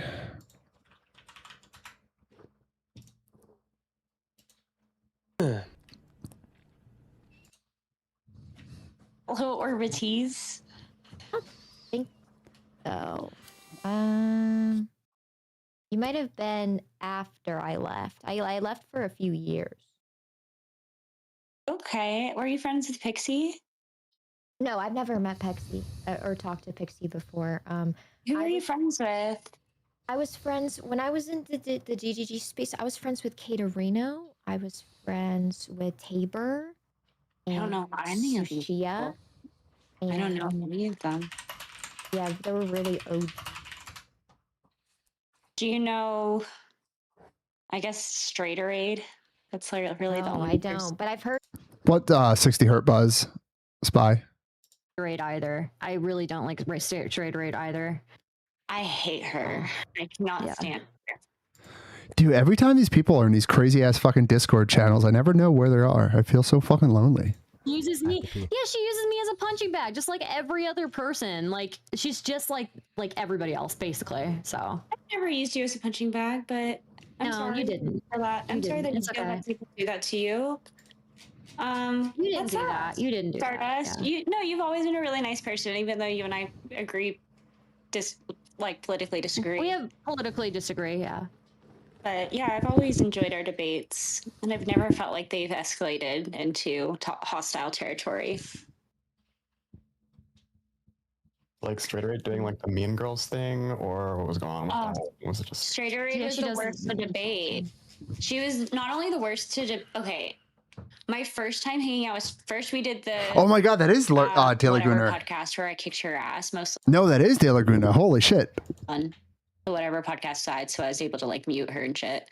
But I kicked her ass, and then the next day I hung out with Pixie, and we had like the best time ever. And Pixie was like, "Oh, let's hang out again. I'm gonna invite my other friend, Straighterade." So we invite Straighterade. The event was at it was just like a downtown event, like a food vending thing. I don't know. It was like a food truck thing. It was cool though.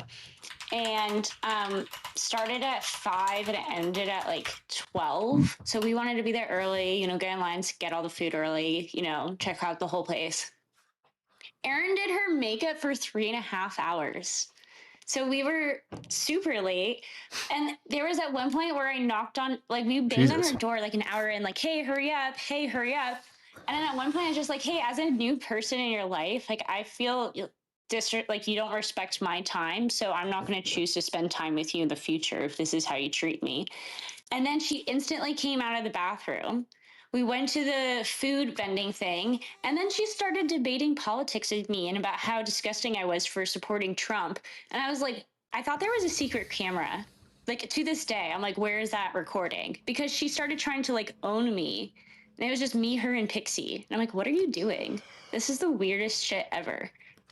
Does anybody know what Darius's Discord link is?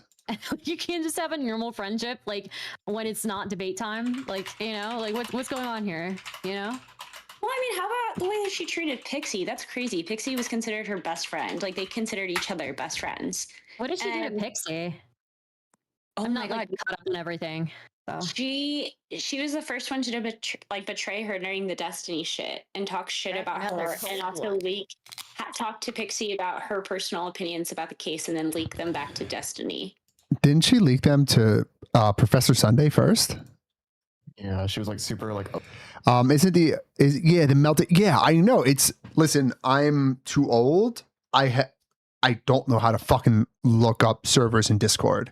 So, check the Kick channel description. It's right there. Okay. Oh, so in kick.com/Darius.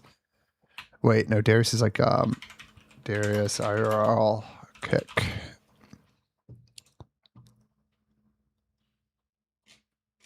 Twitter and YouTube. Ah, you're the man. You're the man. Oh, it's got a cute little puppy.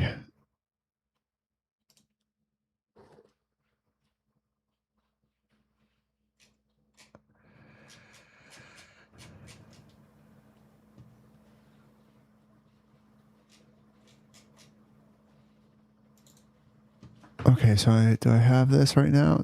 This is just DIRL. Is this the melting pot? I don't see anything called melting pot in here.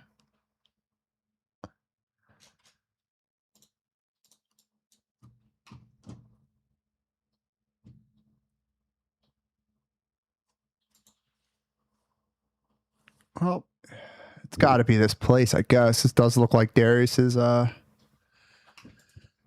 Looks like his shit, or maybe he's on a different server, different perp. Yeah, maybe. Who knows? If it was your one time to hang out with Beyonce, it was a cute dog, XVN. I'll give him that. It wasn't too weird. hang out with him next Wednesday. Yeah. Are they really? I don't know. I don't get it, but like again, I always got kind of like an off feeling about Straighteraid ever since like I met her. Well, I guess I didn't really meet her in person, but ever since I like talked to her the first time, I always got like an off feeling about her. Where's Steven? So, Where's Steven? Where's Steven? I'm trying not to talk so I don't move this conversation forward. Cheers. If they're on a good topic right now, I need Steven to join. Any drinkers in the call? Cheers.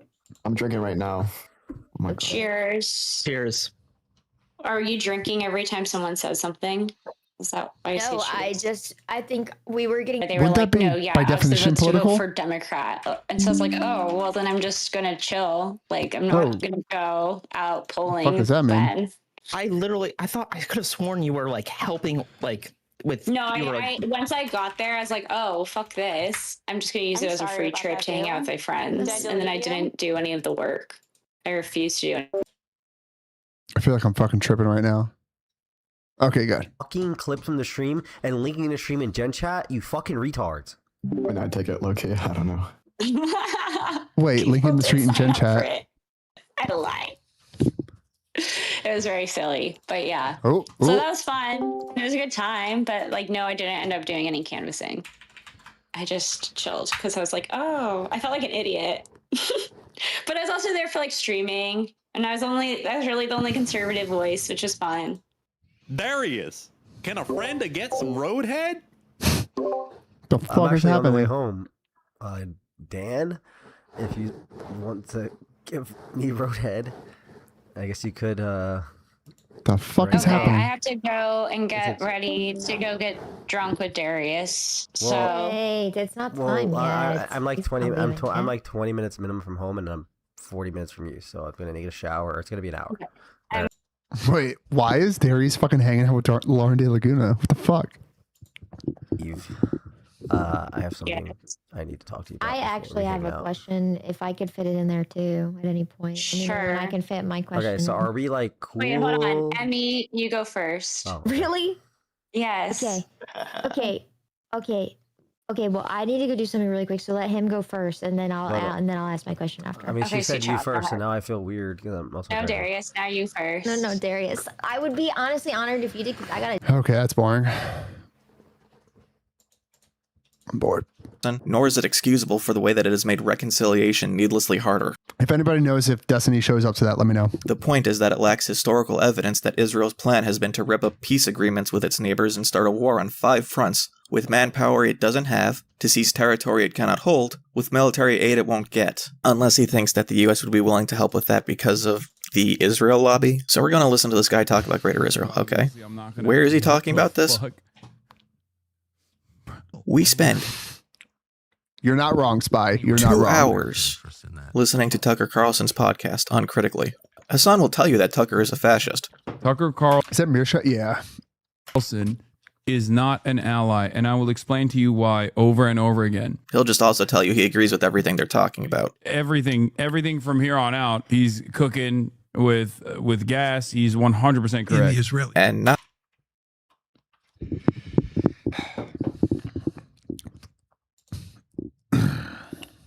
Here's a tip. If you find yourself in agreement with Tucker Carlson to the level that Hasan is agreeing with him, you've lost a fucking plot. The first one's free. Enjoy this tip. Take it with you, but just understand that. Not once will he ever consider putting those 2 thoughts together. Remember that one time Tucker Carlson had on? Adolf Hitler is firing off radio broadcasts, giving speeches, trying. This interview was fucking crazy. To get the message to these people that Germany does not want to fight you. Churchill wanted a war. I don't begrudge him that. This is serial doxer, fucking harasser, and all-around awful human being, Bad Empanada. Stupid name, stupid human. The noted terrorist Menachem Begin, whose name I surely mispronounced, but I mean, modern Hebrew is a constructed language anyway. They pronounce everything wrong. Hasan won't correct that little obvious anti-Semitic tidbit, but his chat certainly seems to like it.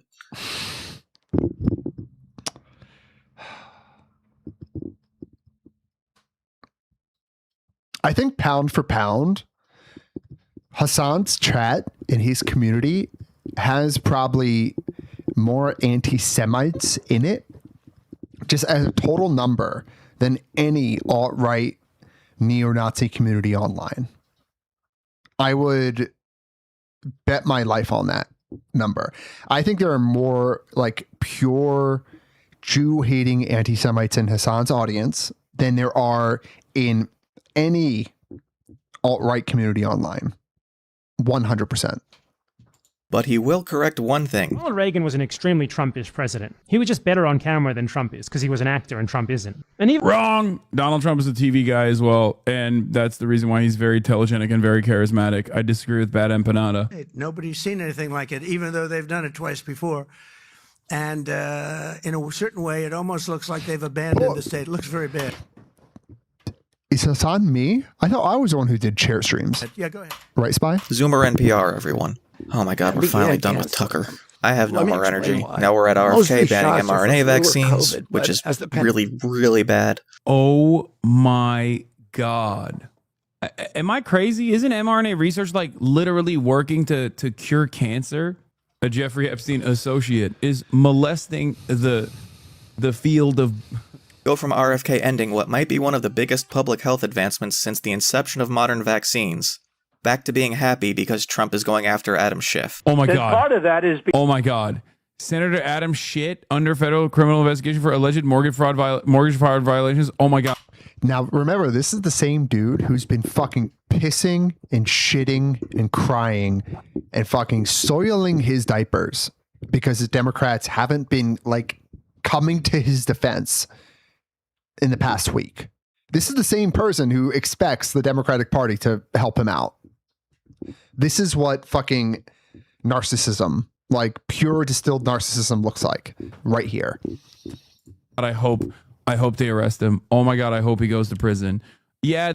Uh-oh, XVN, you got some explaining to do, dog. This is political. Sure, I don't care. Lock him up. Lock him up. I know Trump is doing this out of pure malice. This motherfucker got like 6 mil from AIPAC. Shifty Schiff. He reads the full Trump social media post about Schiff. Then he reads another full Trump tweet, this time about the Doge kid named Big Balls getting mugged, and completely glosses over the part where Trump talks about federalizing DC because of a fact he finds out about the attackers. One of them is a girl? Day 2, what did we learn? The Western Wall, people pray there. Israel, once territory with no capacity to maintain it, and they're Nazis. Trump abusing power, worth it to hurt Dems. Claudette Colvin used the buses in Montgomery to get to school and back home. The buses back then were segregated. You guys are fucked. Meaning that if a white passenger boarded, they were given priority for the front of the bus, and black passengers had to go to the back. On March 2nd, 1955, Claudette was riding home when a white passenger boarded and she was told to move. She refused, and so the bus driver called the police and she was arrested. 9 months later, Rosa Parks would be arrested for the same offense. Now, unless I'm mistaken, I'm pretty sure, like, one of the reasons the first person, Claudette, boarded and a white passenger boarded, they were given priority for the front of the bus, and black passengers had to go to the back. On March 2nd, 1955, Claudette was riding home when a white passenger boarded and she was... I'm pretty sure Claudette didn't get the same level of, like, notoriety that Rosa Parks did because she might have been a single mother or she might have been pregnant as a single woman at the time. Kind of fucked up, but that was 1955's America. Was told to move. She refused, and so the bus driver called up... 15-year-old... she was 15 years old, too. Refused to move from the rear of the city bus, was found guilty in juvenile court here last Friday on charges of assault and battery, disorderly conduct, and with violating a city ordinance, which makes it, quote, unlawful for any passenger to refuse or fail to take those steps signed to the race, which the girl, Claudette Colvin, was declared a ward of the state and placed on probation preceding good behavior. The police, and she was arrested. 9 months later, Rosa Parks would be... Yeah, it was Rosa. I think it was like kind of like the first, like, was the most sympathetic character to be kicked off the bus, which was smart of the civil rights leaders to do because you're trying to effectuate change, and like optics is a part of that. So as shitty as it may seem, it's reality. It's life. Arrested for the same offense. All right, what fresh hell awaits? Yeah, spy, right? Is it, well, like, for some reason, this is like me thinking back to like high school education, middle school education. It was because she was more like considered more sympathetic in the eyes of the public, right? So he begins with streamer and YouTube drama. I don't care. You don't care. Let's not care together. He calls out Twitter as a Nazi site, which he continues to use. Then you got Elon Musk. He continues to subscribe to and pay Elon money, by the way. So do I, but whatever. Buying Twitter and then making Twitter into this like fucking neo-Nazi breeding ground. So now people are just like, oh, I don't like someone. Let's dox them. Let's swat them. Let's go after their whole fucking... Kind of like how he did with Progressive Victory when he doxed people like Hutch and IRI. Weird. Family. And it's basically turning the entirety of discourse into this like incredibly fucked process. He says the country Georgia, I'm not very familiar with Georgia, wants to join the EU because they're Christian, but they look Turkish, so they get the anti-Turkish racism and not the anti-Slav Polish racism. Georgians look fucking Turkish. Okie dokie then. I feel like there's some backstory here he could elaborate on to not make that seem like a bizarre tangent. You know? But instead, we look at an article in the New Republic about Hasan. He says the media hits about him are coming because the media was objectively wrong about the election and not because he's paying for PR. No, it's probably because public perception on Israel-Palestine. And Israel, how could I forget? Choo. Once again, we almost get to the news, but we are sidetracked back to Twitter for a Fox News video about an ICE raid. Yeah, and Spy, like, I don't think it was wrong to wait for, like, Rosa Parks was a fucking gangster. Like, yeah, fuck you, I'm not getting up, suck my dick. But yeah, I mean, I don't fault them for being strategic with their goals. It worked. And it wasn't my fucking fight. I wasn't born yet. There is no real democratic process here. That's going to be a new theme here. Companies don't actually care about any of this shit either. So this is They never cared about Hasan too. Pre-suit. This is before he started spending fucking 10 grand a week on suits. But woke. Quick aside about companies not caring about woke. You might think rainbow capitalism is a cheap way to get Rainbow capitalism, by the way, rainbow capitalism is fucking based. And if you don't like it, fuck you. You're on the wrong side of history. I love when my corporations put up rainbow flags for once a month. It's the fucking best. Public sentiment on the side of corporations so you'll buy stuff. And you're right. It's also a good thing that public sentiment is on the side of inclusivity and empathy to the point that it would make... Because you can have fucking Pride Month or no Pride Month. And guess what? A Pride Month is better than no Pride Month. People feel motivated enough to buy stuff, which, if you believe we live in a hyper-consumer society, would be the highest form of love. And I said that at the time. I was like, this is all fake bullshit anyway. Finally, we reached the news. We're going to start off with Ghislaine Maxwell. Fuck me, we're back to Twitter, so that he can call Trump powerful for punishing corporations. He'll just be like, I'm revoking your federal contracts. He criticizes the Trump administration for prioritizing ICE over the affordability crisis. The fucking affordability crisis. Wouldn't it be nice if we had Kamala in office instead? He says America could be a force for good. I mean, it always sucked, but it never sucked this hard. America could be a force for good. And uses China as a comparison. Like, China does this, China does that. China has like incredible social repression. And then refusing to look at any of the good things that the Chinese government has done. High-speed rail, constant focus on like developing American infrastructure. Infrastructure. Force for good equals infrastructure. Infrastructure. Infrastructure. Excuse me, I need to go do something. On the things that we fantasize China is doing with regular frequency, some of which it is doing, and many others it's not even doing, that we're doing here. Okay, I'm back. And now...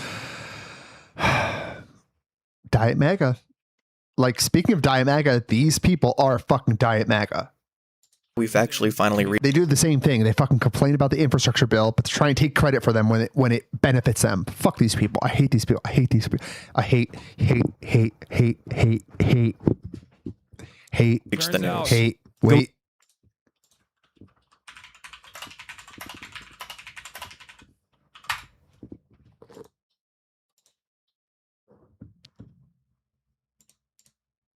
Well.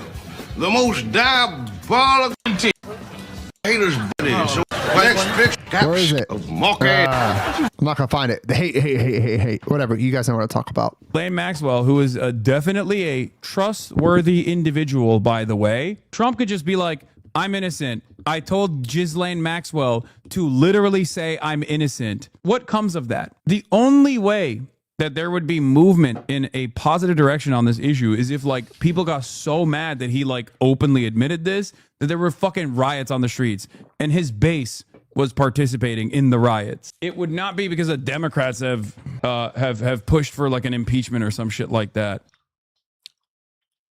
Democrats are the only one who's actually successfully fought against Trump, by the way. We only have one another. You have no trust in liberal institutions. I mean, I want to trust them. But I'm a fucking rich white American, and I've never actually had to struggle for anything in my life. So I just take all these things for granted. Now, I don't blame Hasan. He grew up very privileged. He grew up very wealthy. Like, he had millionaire, like potentially billionaire parents. He like lived and grew up as like a globe-trotting elite.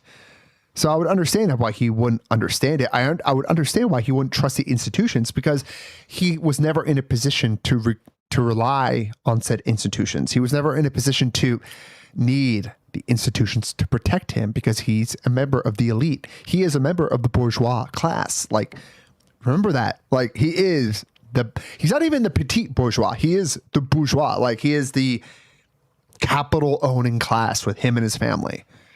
But how can you? And the Democrat Party's complacency. They talked about Texas Dems leaving the state in the clip you were watching not even 10 minutes ago. Weren't you listening? Now, the only way he's brown is if it's the Red-Brown Alliance, XVN. Come on. Oh, yeah, I guess not. Corruption has always existed in American politics. When you let go of the aesthetic, all of a sudden people are like, well, wait a minute, this is fucking criminal. This is a criminal enterprise. What the hell's going on? And people get mad. Chatter actually calls him out for his both sides. And what's his response? You are becoming a smaller and smaller sliver of society. Like this goes back to like the whole like, oh, more people are far left than you really think. If like more people want like Medicare for all, like, don't you read the polls? Idea that this was somehow the left. Hey, whatever, cancel me. I don't give a fuck. Responsibility. Like, no, actually, the left was pushing the Democrats to fight. Myself included in this. Idea that this was somehow the left's responsibility. Like, no, actually, the left was pushing the Democrats to fight.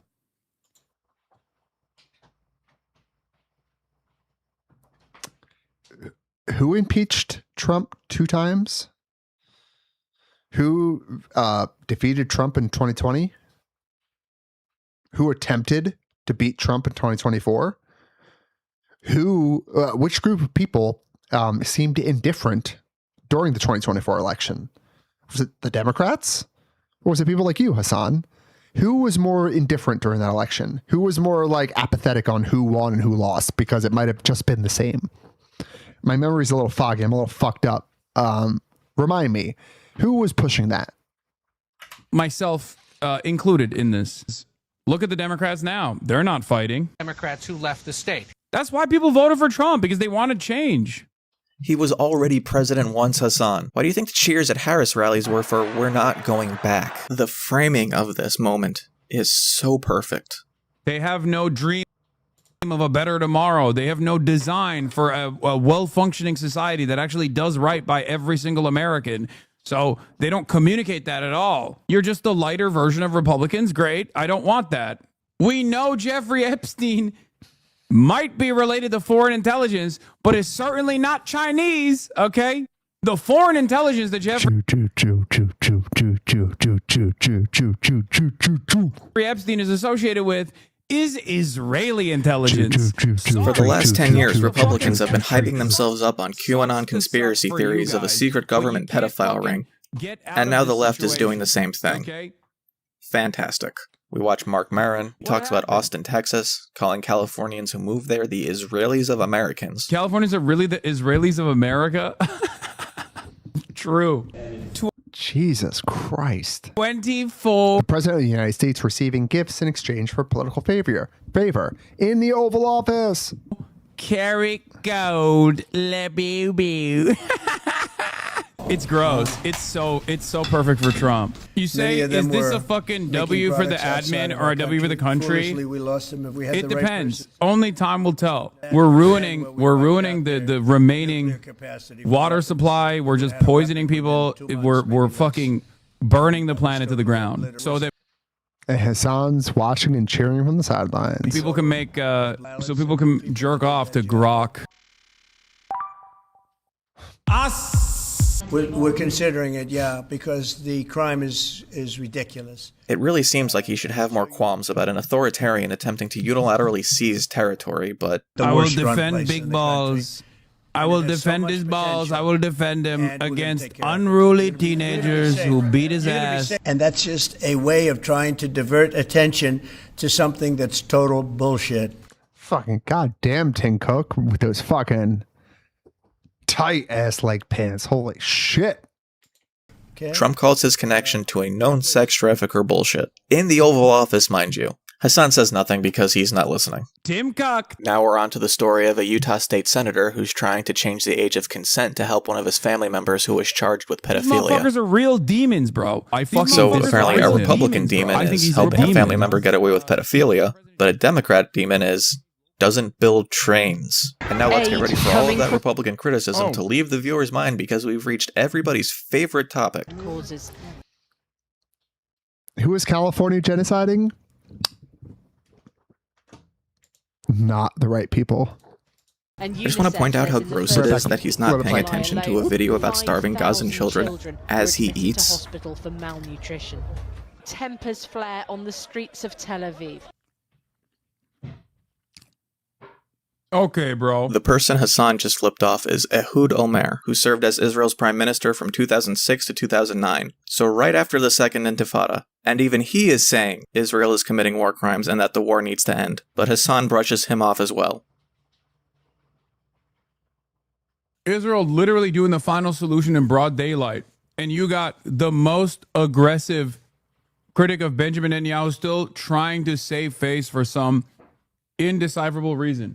Just be honest, man, that it's not even just about Israel any longer. It is about democracy. The Israeli military officials, the generals, were routinely saying there is no military solution to Hamas. There is no military solution to Hamas. We cannot militarily defeat Hamas. Further evidence of Israeli Nazism is generals publicly disagreeing with their leader's intended military campaign. Hamas is just an idea. Palestinian sovereignty. Yeah, Fred Hampton said it best. You can kill a revolutionary, but you can't kill a revolution. It's just using a figure who was left-wing and explicitly non-violent to launder a right-wing, theocratic, authoritarian group's mission is just really gross. The term anti-Semite not having a serious consequential impact any longer has allowed actual fucking Guys, sorry, I don't mean to pause. What guitars I got? I have that one, the acoustic. The acoustic right there is a Martin D35E electric. That is a Made in America Stratocaster with Lindy Fralin hot 64, 65 pickups in it. Yo, XVN, have a good night, man. Oh, wait, no, Mark, have a good night. Have a good night, buddy.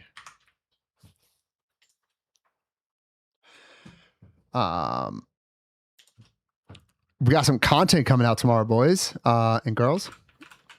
Maybe. Fuck, where do I want to go? We have a debate coming out tomorrow. This is going to be a good one. This is going to be an actual fucking mind fucky. This one's going to take a lot of my patience because this Destiny apparently had a debate with somebody. And this person is one of the most evil people, one of the worst people, I believe, online, one of the most harmful.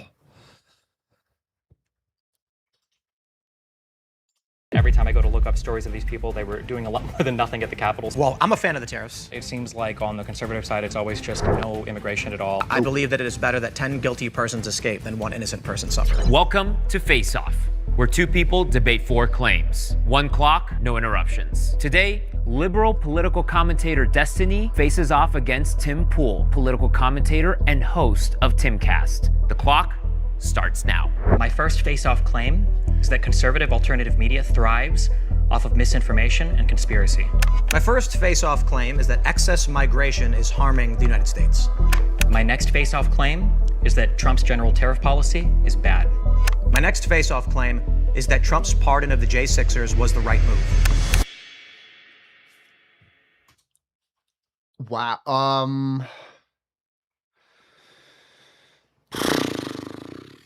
I mean, it's going to be a fucking murder watching that.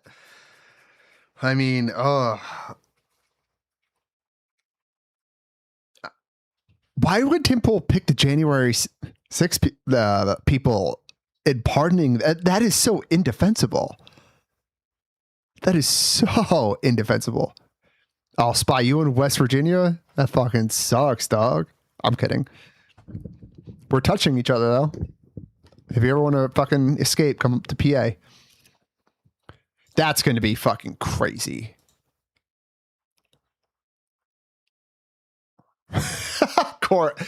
Bro, you know how to trigger me. You know how to trigger me, Corum. Follow the temple of moderate. It's like me. Finally, Tom's back in business. Did anyone know what's happening? I think people would ever talk to Des. There, like, there's no way this goes well for Tim. There's no fucking way. All right. Yeah, how could you possibly defend the J6ers? I don't. Oh my God! Wait. There was. I actually like whatever this like idea for a show is. Every time I go to look up stories of these people, like this concept of a show. It's always just no immigration at all. I believe that it is better that 10 guilty persons escape than one innocent person suffer. Welcome to Face Off, where two people debate four claims. One clock. I could have sworn earlier today I saw like an example of a video of a technique or a style or system of like an interview that I thought was so interesting. And now I can't fucking remember what it was. But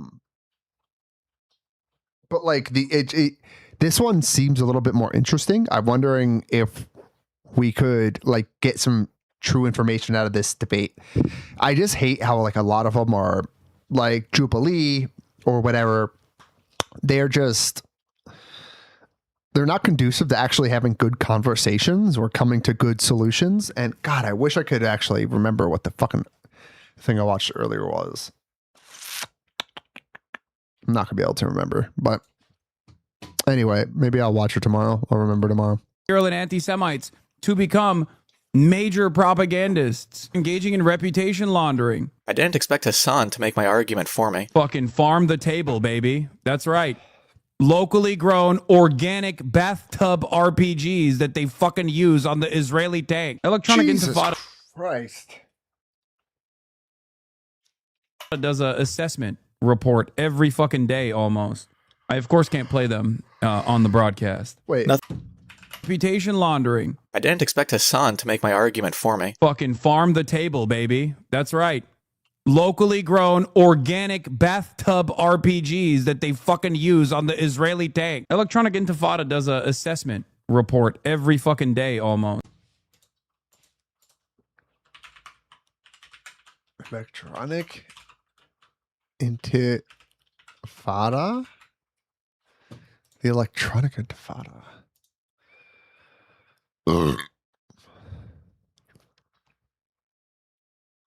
But the Warsaw Ghetto, of course. Hold on, am I about to? Hold on. He said he couldn't watch us on stream.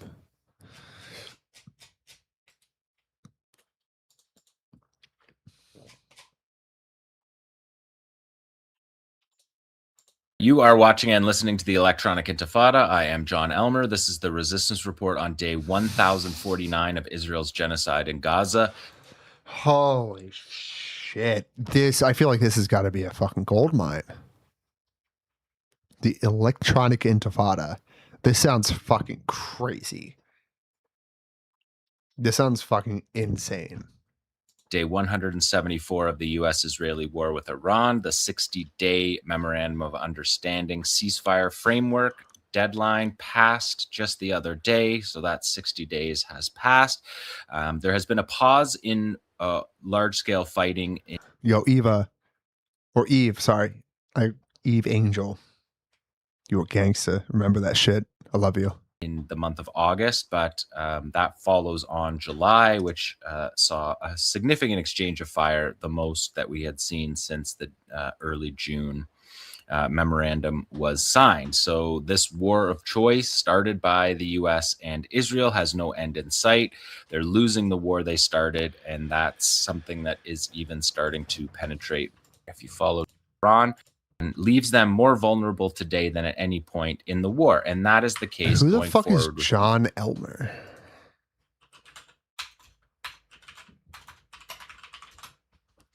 John Elmer. Holy fucking... Okay, never mind.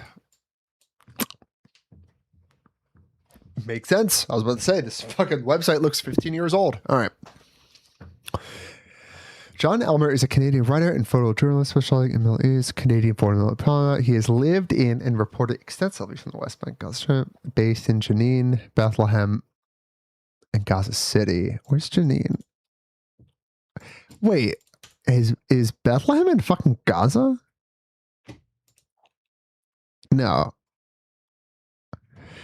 Bro, this whole fucking area is so fucked.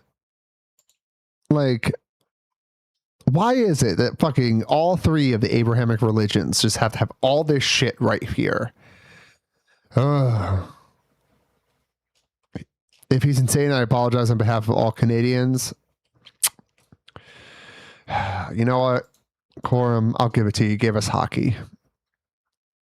That's worth a lot. Each step of this war, the right-wing agencies did that, and they're not going. Sailors heard the commotion and came. Actually, all of its long-range precision missiles during this war. So that's tactical ballistic missiles that it's firing. It's a worse situation than what this. So this week, the Iranians released some satellite footage. Let's look at 17 here. This is from the US's Al Zafra base in the UAE. This is a TPS-78 phased, tactical phased. Is that the best their fucking satellites can do? Radar system. Oh, you're a Habs fan?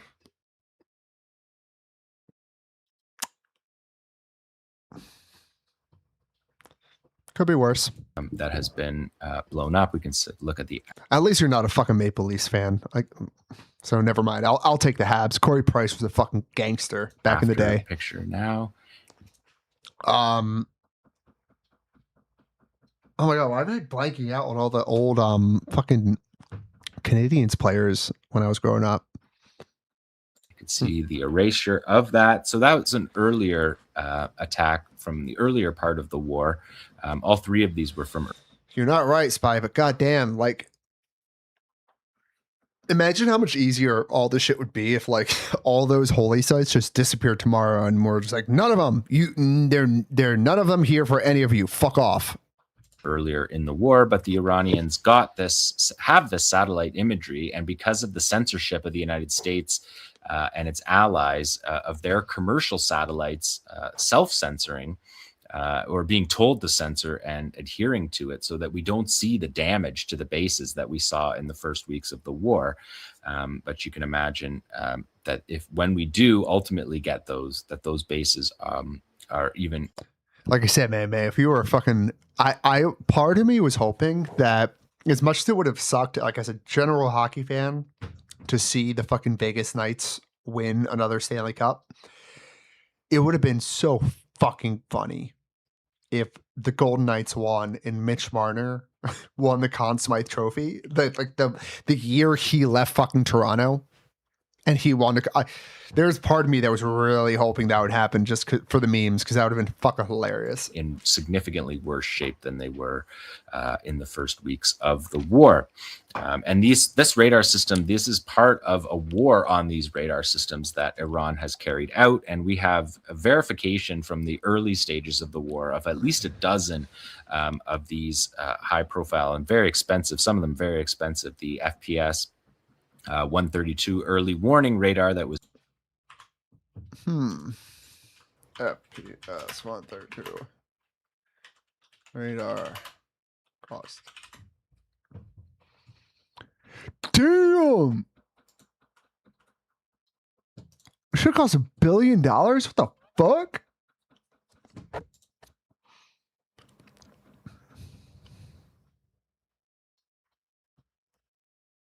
$1 billion for that shit? What the fuck?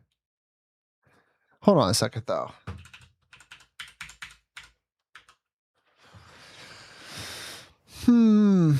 PS-78 phased. Okay. I know that I'm not trying to defend the Trump administration and say that everything is hunky-dory in the Middle East. It's not. Shit's fucked in the Middle East because Trump's fucking retarded. and he put our men and women overseas at risk, which is pretty fucking lame. He said this is a TPS-78 phased tactical phased array radar. Tactical phased array radar system. This looks pretty spherical, correct? That looks pretty spherical. Hey, what's up, Hidoni? How you doing, buddy? Does that look any similar to this? Footage confirms. Well, footage confirms it. Damn. Oh, it's a part of the THAAD system. Okay. Yeah, actually, that's another thing we need to look into. Like, fuck, I am too ADD to do this fucking job. Like, with the US Lincoln coming back into port, with how fucked it was, I've got the command line open. How do I make an NFT? That's a very good question. Can you get Market on the line? I might be able to. He might be able to finally help me. I've had command line up for fucking 3 years at this point.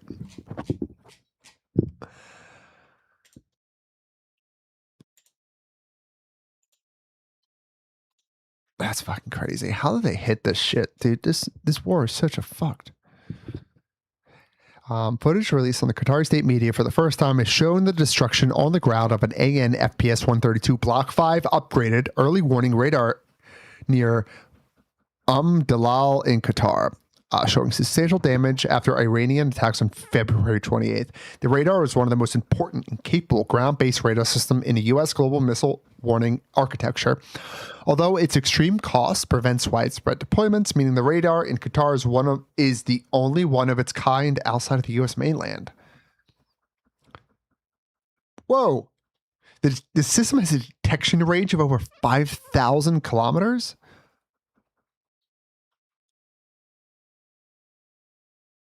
That's actually fucking wild. From 2,500 miles away?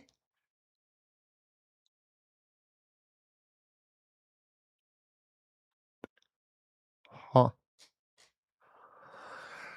The ANS FPS 132 is the most costly early warning radar in the world. It's one of the multiple high-value radar systems destroyed in Iranian attacks for 3 ANPT TPY-X2 band. God damn, each valued to estimate $700 million to $1 billion. Struck in Jordan.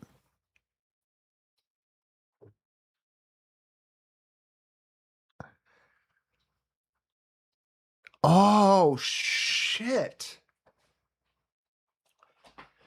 Oh my God, this actually makes a lot of sense. The destruction of these key radar systems within hours of the US and Israel launching an assault on Iran on February 28 paved the way for a much higher success rate when Iran lost ballistic missiles attacks against the US and its strategic partners across the Middle East. I'm not going to lie. I remember watching a lot of the combat footage that was coming out of Iran, the US-Iran war. And I remember seeing a lot of some videos of Iranian ballistic missiles hitting US bases. And these ballistic missiles would have, as they were coming in, there were videos seemingly of multiple US Patriot launchers launching interceptor missiles towards these Iranian ballistic missiles. It just missing completely, to the point where not an American exceptionalist, but I also thought that the Patriot missile system was one of the best in the world at its job, especially with the results that we've seen out of Ukraine against Russia. And since Iran and Russia probably have pretty similar missile defense tech, I thought that was pretty weird. But I noticed so many fucking Patriot missiles missing their targets, and these Iranian missiles hitting their base. Maybe this is actually why it was happening, because these fucking radar systems got hit so early, right in the beginning. That's why we had so many fucking missed US Patriot missile Iran video.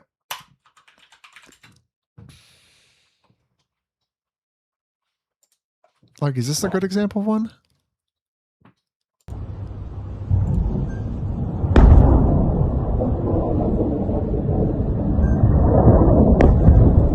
Like, that's crazy. Like those are the interceptors. Like those should be fucking hitting these shitty ass Iranian ballistic missiles, and they're not.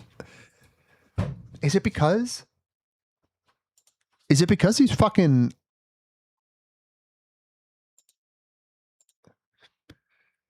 Like, look, 1, 2, 3, 4.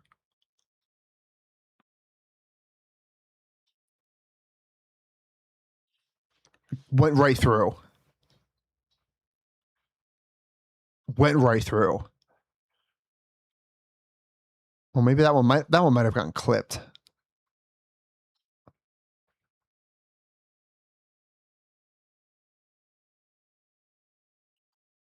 Like, this is fucking crazy.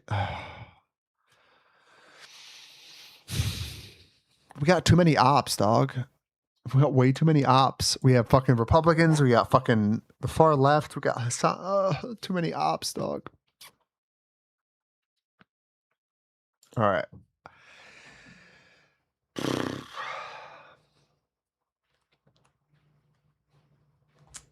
What do we gotta do? What do we gotta do?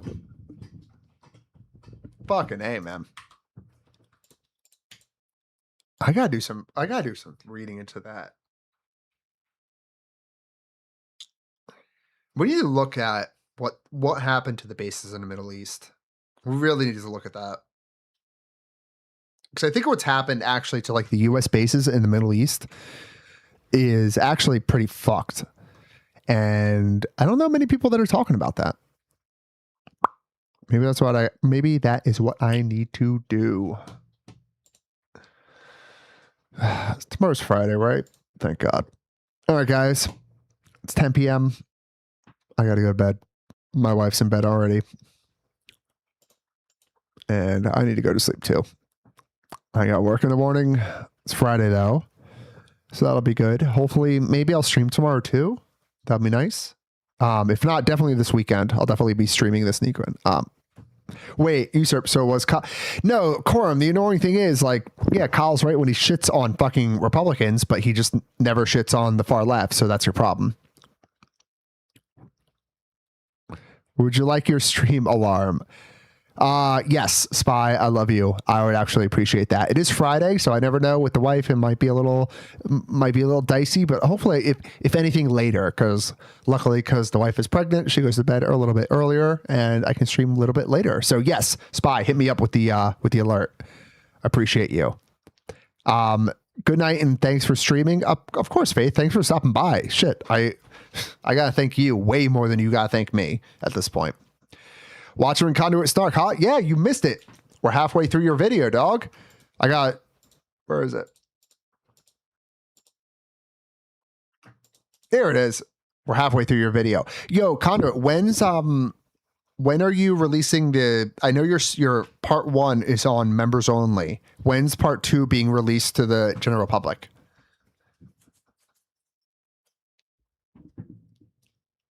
Because that seems like a good weekend one. Dude, this video, like, honestly, Conduit, I gotta say, you've been doing fucking awesome. And just from like in, not even like a content perspective, like the skill and your ability for editing has gotten so much better in a pretty short period of time. Like, I would say within a year, it feels so much more polished. It feels, it flows better. It's smoother.